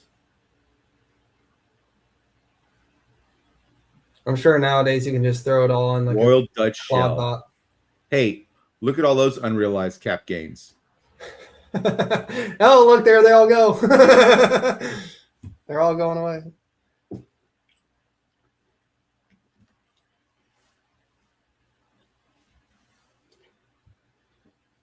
But do you see how like none of these companies they're not light on CapEx. Like AT&T spent so much money on R&D. General Motors, so much money on PP&E.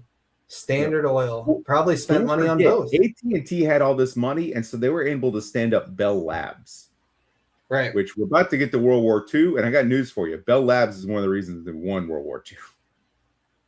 Because they were just doing pure, unadulterated research. Which is you could argue what like Amazon and Microsoft and what their AI labs are doing now. Yeah.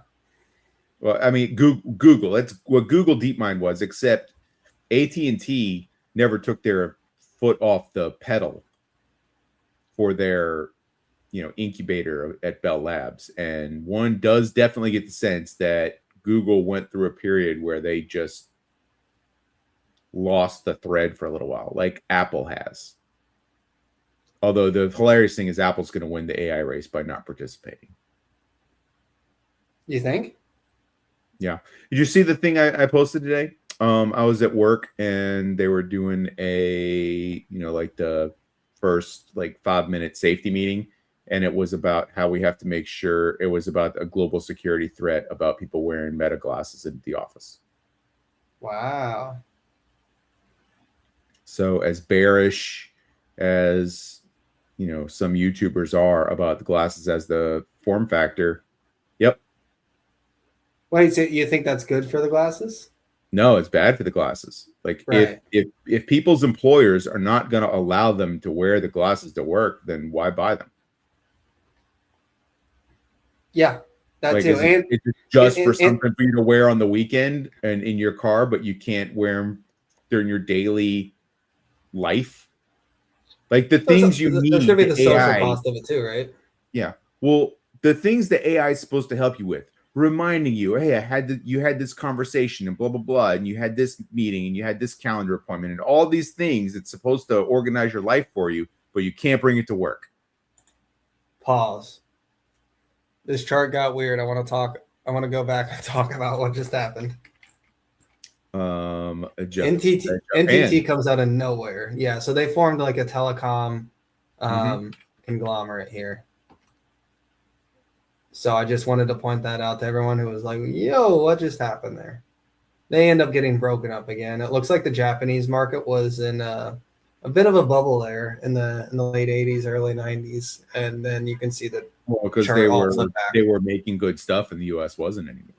Exactly. Right. I mean, so look, the U.S. is now rotated into tech. Yep. And there's Cisco, there's IBM, there's T-Mobile. Microsoft is running up the score. Here in a second, we should see Walmart jumps some in more there. familiar The names. retailer. GE is about to shit the bed. Well, after they take over, then they shit the bed hard. Got some pharma in there. We got Pfizer and Merck. Yep. But remember, GE owns like everything. GE owns a bit of every one of these companies on the list.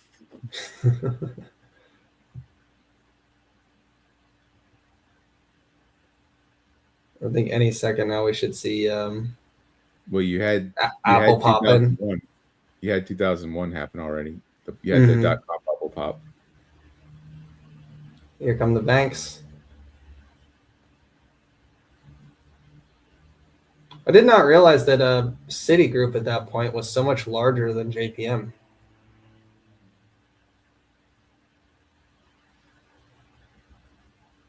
I don't remember Exxon being the largest company in the world during the Bush presidency. There they are. I think Saudi Aramco is about to get formed here in a second.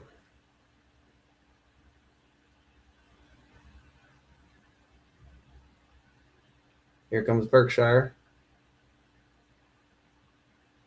Yeah, as they just buy up. And Berkshire Hathaway probably owns half these companies too. Although probably not Microsoft.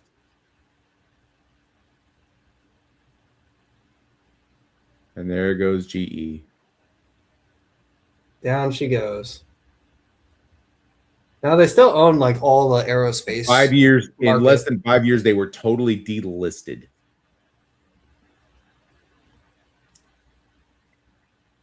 There's Apple. Yep. Chase popped onto the list, popped off the list. Here comes Chevron. I think we're gonna see JPM here in a second again. Look at the oil companies though. Just Exxon, PetroChina, Shell, Chevron, Exxon still up there. But now tech has completely worked its way into so as we're watching this, do you think that with how heavily weighted the S&P is towards technology, do you think that this is just a moment and like we are going to have rotation like we're seeing happen time and time again? What we're looking at right here, this looks a lot healthier than just the 7 tech stocks sitting on top of everything. Now this is getting out of control again, but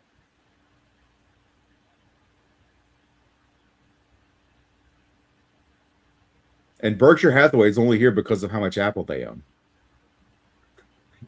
That's how big Apple is. Well, isn't that like saying that the Cavs only won the NBA Finals because of how good LeBron James is? I'm just by market cap. So like you were buying Berkshire Hathaway, what you were really buying was Apple. Right. Maybe not all of it, but a good chunk of it.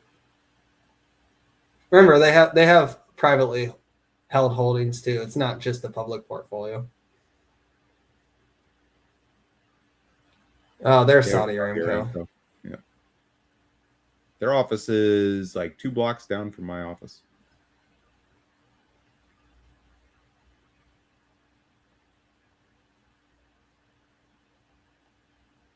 Here comes Tesla. I think Meta's about to go on a tear here in a second. What a great story for Tesla. But yeah, Meta's getting close to its $80 share price.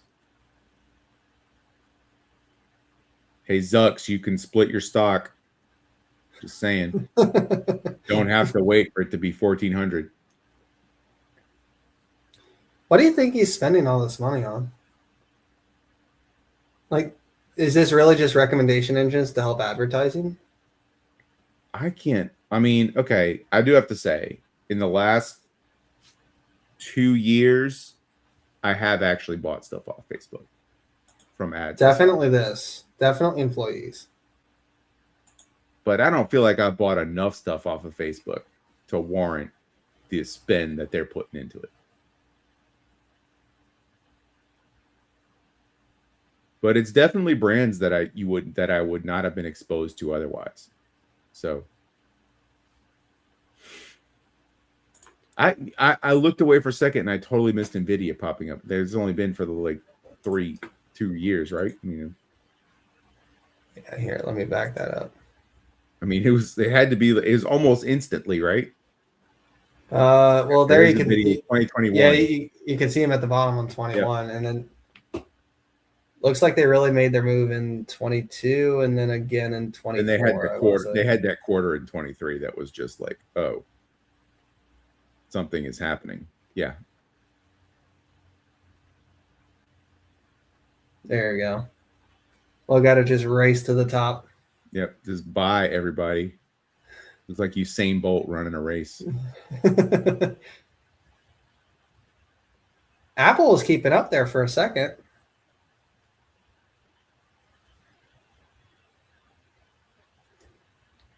I think you'll continue seeing these few names ping pong back and forth. I do think Alphabet remains in the top 5 though. So I was running some numbers on their cloud. Amazon has got to figure out a way. I think they're going to have to. All these big companies right now that are spending the money on the CapEx, they're going to have to do something to return some of the capital back to shareholders at some point.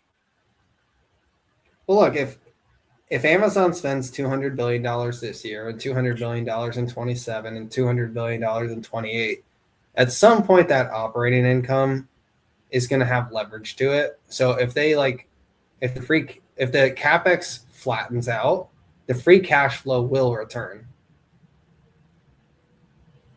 Unless you think that like they're just wasting billions and billions and billions of dollars. Then at some point like that, let me put it this way here. I'm going to make a really simple argument that's so stupid. I'm going to use book value. I don't think China is interested in that future. I think they would rather have their own national hero. What, this? Yeah. I'm not sure about that one. Here's my really stupid argument. Okay. It's not stupid. It's kind of stupid. You're making it. It's not stupid. That's my job.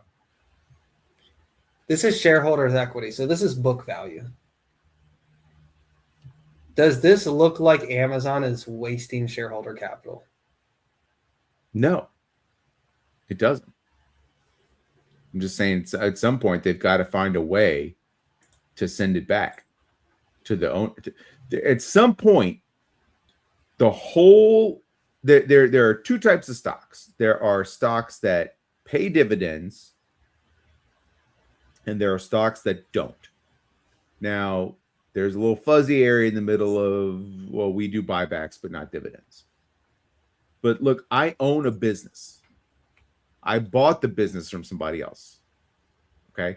I did that because I was able to come up with a valuation based on how much money I would make from owning that business. Right. What is the purpose of buying a stock in a company that does not pay you to be the owner of that company? Stock price go up. Why does stock price go up? Well, because at any point in time, if they wanted to turn they could turn on profitability like that. Yes. Well, I mean, so why Palantir stock price go up? Because we know the answer on the dividends. Like, it's asked every quarter. Well, I mean, there's obviously a few reasons, right? They became critical. They're popular. It's a popularity contest Well, until you're actually putting money back in the owner's pockets. Yeah, but they became super critical in terms of they're one of one, and everyone realized it at the same time. But I know where you're getting at here is they turned on the buybacks. The buybacks were defensive only. Okay. For all we know, they have not actually bought back a single share. I don't think that's true. You might be able to check on that. But the buybacks were defensive in nature to flush the shorts. I want to say that they've definitely done some buybacks. Let me find it here. Yeah, they have. Yes, likability. That is the conundrum that CEOs and boards find themselves in. What is the right number to give to the owners of the company? Because the owners of the company are paying the CEO to grow the company and increase the amount of money that they get paid back. So how much CapEx do they need to continue the growth of that company and to continue the dividend payments and the growth of the dividend? Here's the repurchase of shares for Palantir, by the way. So you basically had 2 quarters where they bought back about $330 million of shares. Okay. Didn't they have like $1 billion approved? So as a percentage of free cash flow, this quarter, this December of 24, this would have been a really large percentage of free cash flow. Not so much anymore. Yeah. I remember when they issued it, it made sense to me. And I know that Grab, for example, so we're looking forward at this happening now. So Grab announced a buyback, a small one, like what, $200 million, something small like that, right? I don't remember the number, and I've had a drink, so but I remember like Amit was very negative on that. I'm like, it's just enough to say, oh, if I want to short this company. Oh wait, but they have a whole bunch of money that they could buy back the stock with right now, and they could squeeze me out of this position. So it's just authorizing the buyback. You don't have to do it. You just have to authorize it, and it's defensive in nature on your stock price. You say that, but like watching what happened to PayPal just makes me a non-believer. I think even Adobe too. But Adobe's they're the in that only same people category. in the world who were buying their stock. Well, PayPal and Roy were the only 2 people in the world. Dude, I love Roy. He's the best.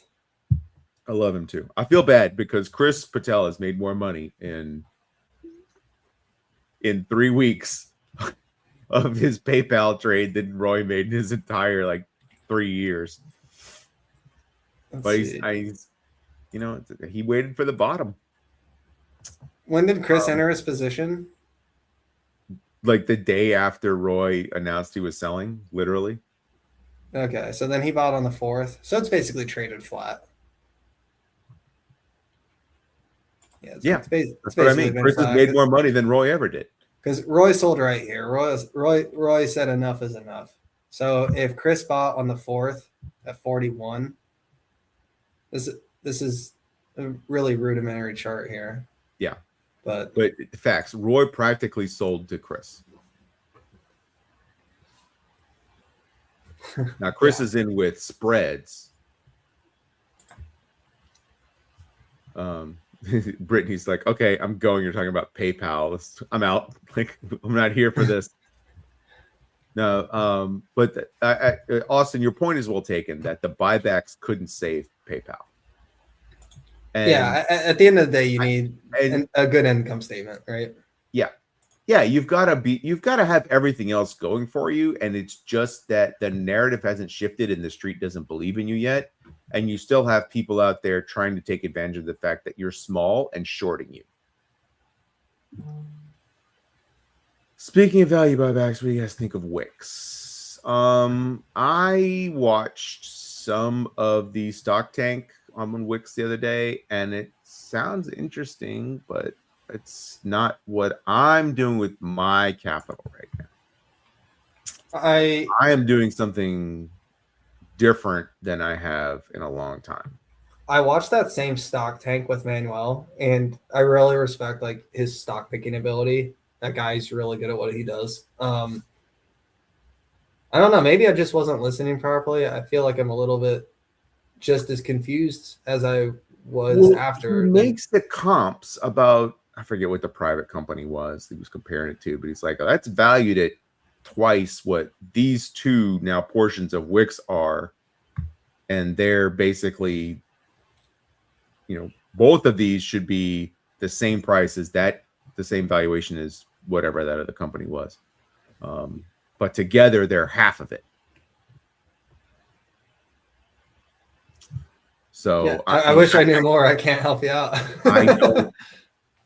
I just have not had success in trading on valuation. Yeah. Would you say that you're like a story investor or what? Or do you not even box yourself in like that? I don't box myself in like that. Look, I mean, I could have made a lot more money on my Robinhood trade than I did if I'd have paid attention to valuation. But if I'd have paid attention to valuation, I probably wouldn't have made as much money as I did because I would have sold when it was 30 and not 77 or 70. No, you would have sold at 70 on the way up. You never would have even held to see 130. No, I wouldn't. I wouldn't have held to 70. I barely held to 20. I exited my options at 20, or like 18. Actually, it had been to 21 and it come down to 18, and I couldn't hold my options. I couldn't handle the volatility on my options anymore, so went into shares. So yeah, another triple from there, basically. Mm-hmm. Yeah, I would have sold at 60 if I cared about valuations. So just ignoring it to a certain extent makes it easier to live with. But yeah, I try not to ignore it entirely. I'm a little bit conscious of that. Yep. Now, what I needed to do was call Laura because she would have talked me out of those sales. And I would have probably been a little bit better off than I am now. But I am sleeping a lot better after the changes I've made. Well, that ultimately means that you did the right thing. I'm still anxious about it because my upside is now terminal. My portfolio has doubled each of the last 3 years, year over year, and it will not happen next year. That's actually really similar to what mine has done. Basically, double the last 3 years. Yep, and then I don't think it's realistic to continue. Took a giant haircut. Yeah.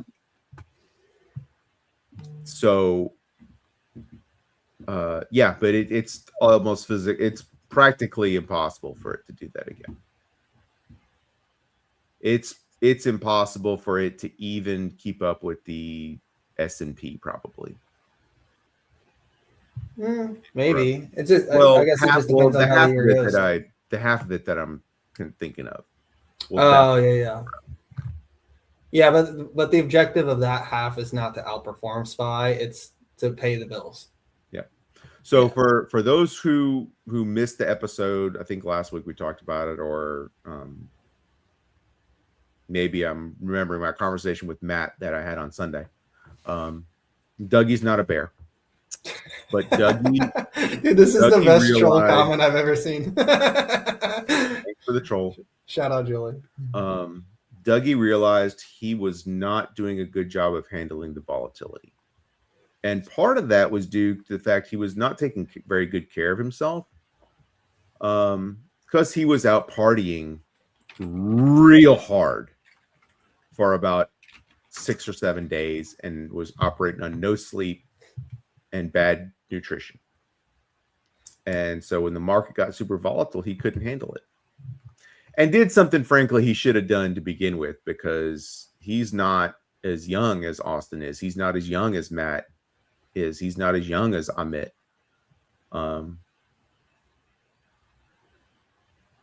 You got to start playing defense at some point. And so I realized I had to protect my ability to retire. My job is either going to be replaced because of AI in the near future, or they're just going to cut it and force someone else to do the work. And I'm not really interested in putting on a hard hat and work boots and gloves again and FRCs again and going back out into the plants. So when I lose this job, I'm probably retiring-ish. I still have my laundromat, and I might look to grow that into an empire. But in the meantime, I had to defend my ability to retire. So the new investment strategy is to take a little less than half of the portfolio and put that into fixed income, which replaces like 80% of my current salary, more than enough to live on and pay all of our bills and things like that. You got to fight for your right to retire. Yep. And so like I could lose my job tomorrow and not have a care in the world. I could just walk away. And now I have the other half of my portfolio now that I feel like, okay, that's going to need some reorganization as well, but that's going to need some reorganization to be even riskier than it is now. Since I have defended the side of the portfolio that I need to live on, plus I have a job on top of that. So I basically doubled my income effectively, take home pay wise. Now I can be super aggressive with what's left, which is roughly half. Yeah, I think it's a really strong idea to, and that means like, find your footing. That means options and leaps, not hold a bunch of shares.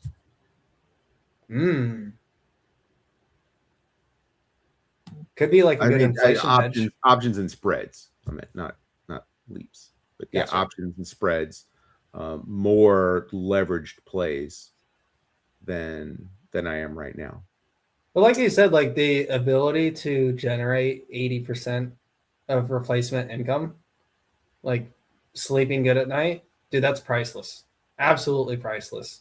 Money doesn't mean anything if it's like stressing you out. And that goes for any level. Like there are newer investors right now who are probably freaking the fuck out because they just saw their portfolio go down like 30% in the last 30 days. That's not really where you want to be. Like money is supposed to provide independence and freedom and give you all these different options. And, you know, you can use it to be good to your family, to your friends, to experience life. If you're sitting there looking at your portfolio crashing out because it's down 4% that day, like that's kind of the 4% day. It was the no, not you. I'm talking about for every day for 3 weeks. I'm not talking about your portfolio. I'm talking about people who are like brand new to investing, who don't know what that feels like, who are getting thrown cold water in their face for the first time. That does not describe you. But I'm sure there's people who are like feeling that right now. And, you know, to those people, I would just say like, this is really normal. Yeah. And I think if they can learn anything from you, is that like even seasoned investors can get it wrong, and that allocation percentage is super important. That if you're super overweight, like how many times, Dougie, did I message you? And I've probably got a few other friends who I was messaging all the time. When I was 55% Google, how many times did I message you? And I'm like, I'm damn sure about Google, but like, is this stupid? Like, could this blow up in my face? Yeah, that's hard to hold that, man. I respect the hell out of you for that. I mean, the heaviest I got was maybe 30% in Palantir. But like it easily could have gone the other way. Like what if Sam was a G and like did actually kill search? Like I would be in the complete opposite situation, right? So sometimes like the chips fall where they are. Like we have to be realistic about the fact that like poker, there's a bit of randomization to it all. So you have to take the wins with stride, and you also have to take the losses with some grace and some humbleness. But I think it's important to keep the overall picture in mind, that at the end of the day, the purpose of the money is to help you live your life. The purpose of your life is not to make money. I'll say that again. The purpose of your money is to help you live your life. The purpose of your life is not to make money. So I think it's really important to hear from someone who has reached basically the retirement money or the retirement number, and like you've been through it. You've seen the up cycles, you've seen the down cycles, and I think everyone could learn from that. I know I certainly have. Yep. So thanks for sharing, Dougie. Not everyone can be vulnerable about something like that, and I think it's really important for you to be someone to look up to. Thanks. Well, I mean, I want people to learn from what I've been through. So one of the lessons I took away, and you were trying to really, in our texting, you were really trying to make me feel better about myself, and I wasn't feeling overly critical, but it was, folks, you have to take care of yourself mentally and emotionally to be able to hold through big, tough, volatile times. If you're not taking care of yourself, if you're not exercising, if you're not sleeping, if you're not doing other things you enjoy, and you are just sitting on the markets biting your nails all day, and you're not getting sleep, and you're not taking care of yourself mentally and emotionally before the volatility hits, you will not be able to take it. You have to be able to look at things rationally, stay unemotional. And that was something that I gave up. I'm closer than I'd like to admit to being 50 years old. And I was out partying every night till like 2 or 3 a.m. for a week. And that last night, I stayed up the entire night with our boy Matt Money, because we had a 6 a.m. flight out of New York. And so we were like, well, we're not going to bed. We'll never wake up in time to get a cab and get to the airport. So I'm not 21 anymore where I can just pull all-nighters. Like age catches up to you in those ways. Yeah, Julie, Laura can confirm. She saw the photos of Florida. He's got witnesses, folks. He's got witnesses. So look, it was a great time, and I don't regret it. But if you think about, you have to be a professional. You have to be able to stay mentally and emotionally grounded to handle the volatility. And if you're partying too hard, you can sacrifice that. And I feel like that might have happened to me. Now, it also made me open my eyes and realize I was holding way too much risk for someone who's almost 50. And needed to bank some of those wins, right? It's like you're playing poker, and nope, I'm just going to cash out some of the money at the casino. I can let some other stuff ride, but I've got to get some of this money back to cash. I got to protect what I earned. Because you know what the casino wants you to do. Right. Keep playing until you let it ride. Yeah. All of it. And that type of idea too, like sometimes you can lose gains on it, because I had 4 call options on Google that I sold for maybe like $17,000-$18,000. Had I held those and then sold them at the beginning of the year when Google was at 340, like I probably did leave like a solid $15,000-$20,000 of gains on the table. But to me, the peace of mind of being able to sleep well again, of not being so crazy overweight and getting back into shares and taking off the leverage was super worth it.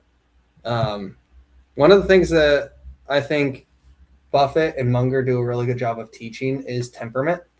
And I think as investors, we probably don't spend enough time talking about temperament. Right. I don't know.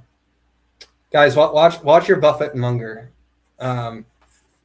Did you want to talk at all about the Buffett slander, or can we just skip right past that? You can skip past that. Who's Skip slandering right past Buffett? Like, I he's won't not say his perfect. name. Like, you can pick apart some of his stuff. He's not perfect, but I mean, come on. Well, I won't say his name, Show but me it rhymes somebody who with did better. Although, Mama Palapapatia. all right, I will grant a small caveat.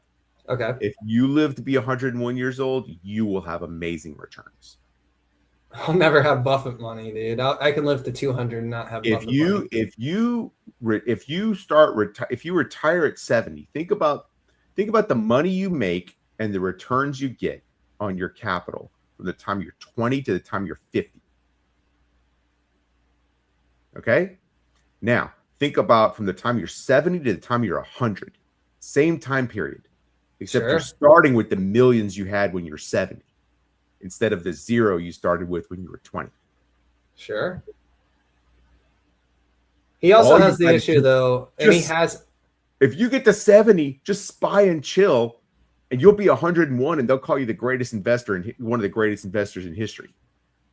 I'm not sure that's quite how it went down. Remember, he does have the too big problem, where by the time that Berkshire got to like 2005, and especially after the great financial crisis, he was running into an issue where he can't even buy stake in a company without a gazillion people trying to follow him into the trade, and he can't even get enough shares of a company before like he's 50% owner of it. Like it did create a problem for him that when you're trying to manage that much money, if you want to buy Duolingo, like Berkshire can't buy Duolingo.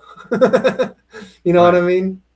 Because the instant it gets out, like the stock price runs up. Yeah. Yeah. But like Laura, think about if your parents were just going to hold the SPY and they were going to live to be 101. They've got 17 more years. On the rule of 7, that's at least 2 doubles.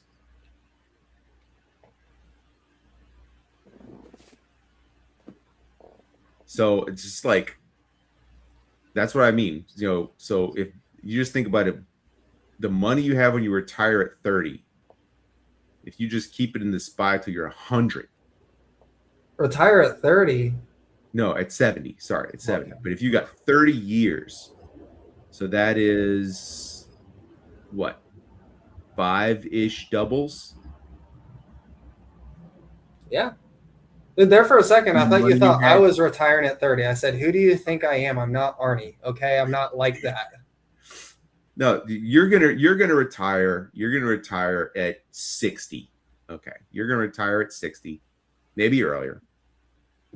Well, let's just say you're actually like you're finally like retiring and you're living off of your own money at 60, but you keep it in the SPY for 40 years. You're gonna retire with $12 million, Austin. Okay. The last 4 years of before you retire is basically a full-time job just managing your portfolio. And then the next rest of your life is managing your portfolio. Just keep in mind, this could be inappropriate extrapolation, right? Like it could be. It could have to do with previous gains, and we're like moving that forward, and and people do it all the time. They're like, okay, the S&P returns 8 to 12% every year, and like that's like almost a given. I just want to remind people that it's not. But if we look at a time period of 40 years, the averages will most likely play out. Now, yeah, could you have a downturn the last year that erases a bunch of that? Maybe, but you never know. But if we run the Monte Carlo scenarios, that's going to be the average, right? So, or Ray Dalio is right, and then we're all screwed. You have 40 years. That's like 7 doubles. Did you read any of that Ray Dalio article? I'm guessing that's a no. That's a no. Big fat no. I got more. Like, I know what he thinks already. I don't have to reread it. Okay. True. He's not presenting us with, oh, hey, I was wrong and we have to reconsider, hold this all now. It's like, no, this is what I've been saying this whole time, and I'm just reiterating it or framing it in another way, right?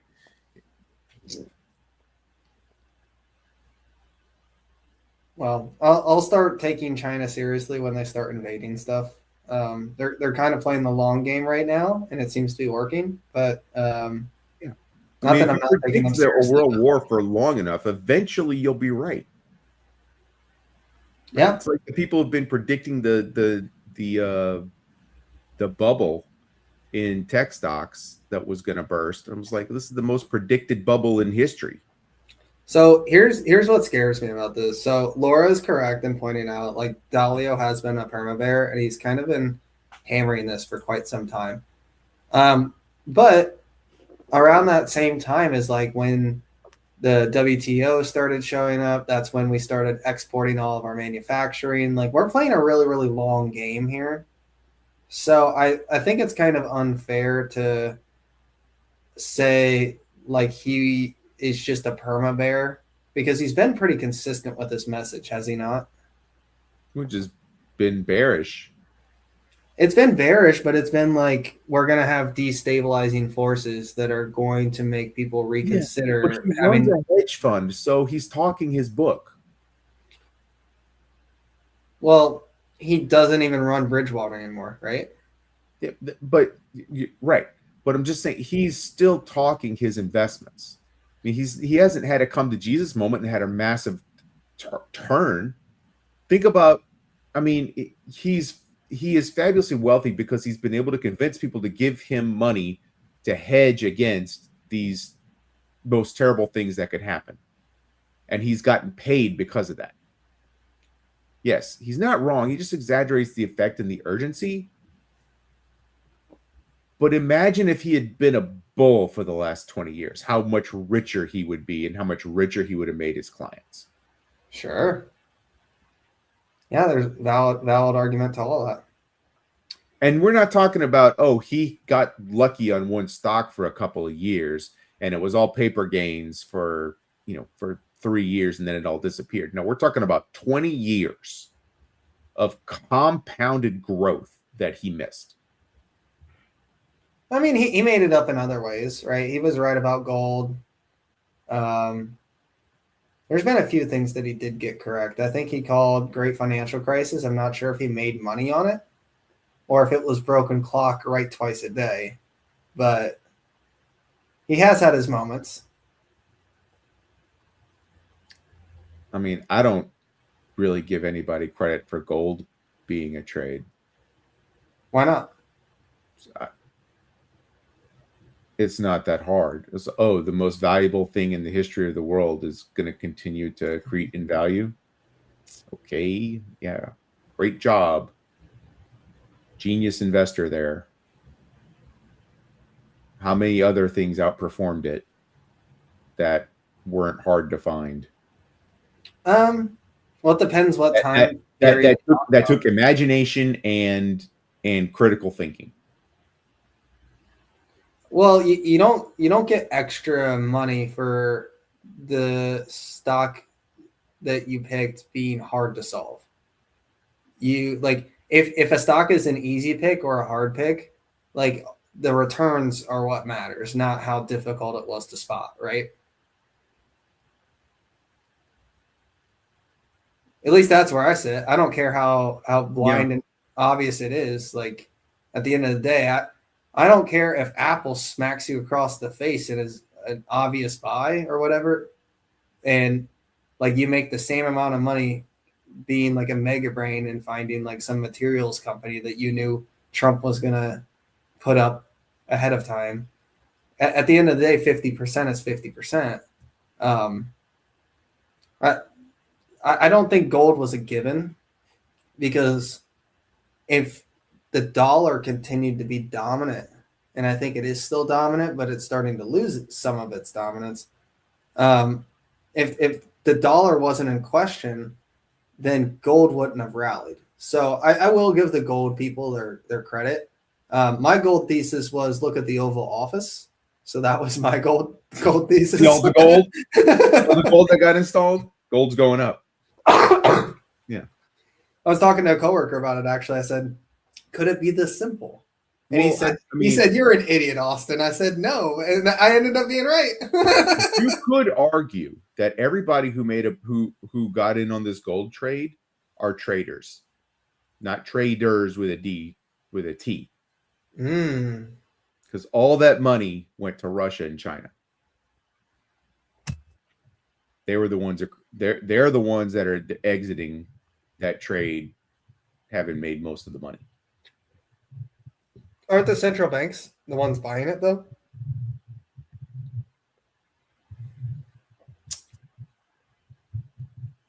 So if, they're the ones central bank bidding. of China's They're the buying ones it, bidding it up, but they're not the ones who already had the positions built out.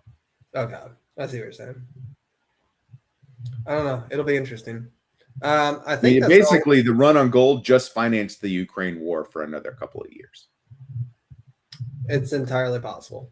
I think that's all we had for the docket. Did you have anything else? No, I don't remember anything specifically. But man, we've just had we had an amazing week overall. So many things that okay, so one last thing is do we have a giant sell-off again tomorrow and then relief on Friday? Like this world, I mean, that's been the pattern the last 3 weeks, is the world ends on Thursday. The memo went out. Thursdays are bad. Yeah, I don't know. I don't really do like the short-term price action thing. Like I'll do macro for like a year or longer, but like, is the market green or red tomorrow? That's not really my jam. No, I was just picking up on a little micro trend that we're rallying on Monday. We didn't have a Monday this week, so tomorrow might be Wednesday and Friday might be Thursday. So we had a little micro rally on Fridays, and then it would maybe Monday hold and then dump until Thursday, and then Friday a little relief rally. And so I wonder if we see that pattern continue to hold, or Laura says no, or are we back on the software? Like, is software all of a sudden not gonna die again? Well, they can't all be in the trash, right? Like it either is or it isn't. Like either cloud destroys software or it doesn't. There's not a lot of middle ground. Well, there's middle ground, and like some companies will and some won't. I think there's room for debate there. Like certain companies are going to be more affected than others. You would be looking at the Pareto principle, though. 80% of software would be affected and 20% would be resistant. Yeah, maybe it is 80-20, but I think like those 20% of companies are probably the ones who like lean into the useful technology and are able to build their business around it. And maybe the 80% are like people just sit on their hands. I agree with Laura. I think there were too many SPY puts bought today.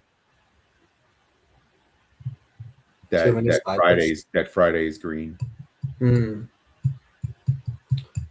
I will leave that to the liquidity people who see options flows and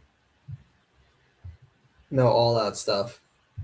So there's two types of people. There's people who can look at the matrix and people who can look at the matrix and see what's in there. I feel like I just look at the matrix and all I see is the green letters. Mr. Smith. I find myself a little bit more aligned with Steve on that sort of thing. Like when it comes to buying, like I see a price that I like. I don't care about the noise. Like either it's relevant to my particular name that I'm looking at buying or it's not. And if I like the price, then I buy. Yeah. It's kind of a keep it simple, stupid type methodology. Right. Well, Venom, if the market's going straight sideways, then covered calls are paying off. Yeah. I mean, I don't sell any or cash secured puts, by the way. But yeah.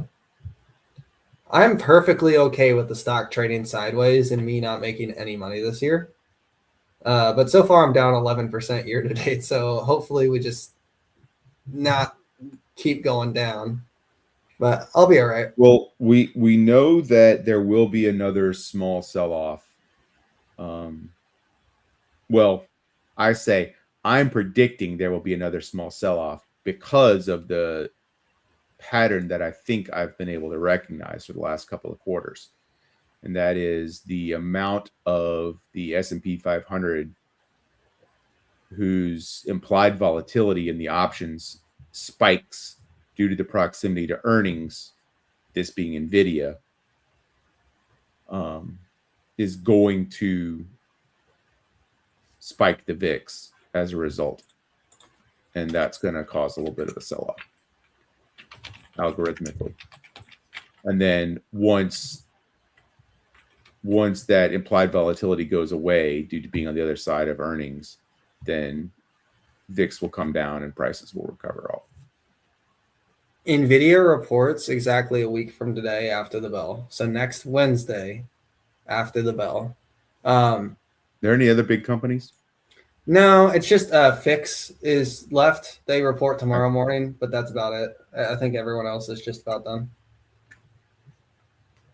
And I think we're done too. We've done 2.5 hours. Let's get out of here, Dougie. All right. Money Mobsters. Everybody, we had 17 people in the chat today. I think might be a high for us. Yeah, popping off. We love all you guys in the chat. Appreciate it. Commenting, hanging out with everybody. Y'all have a good time. And all right, thanks everyone. Bye. Bye-bye.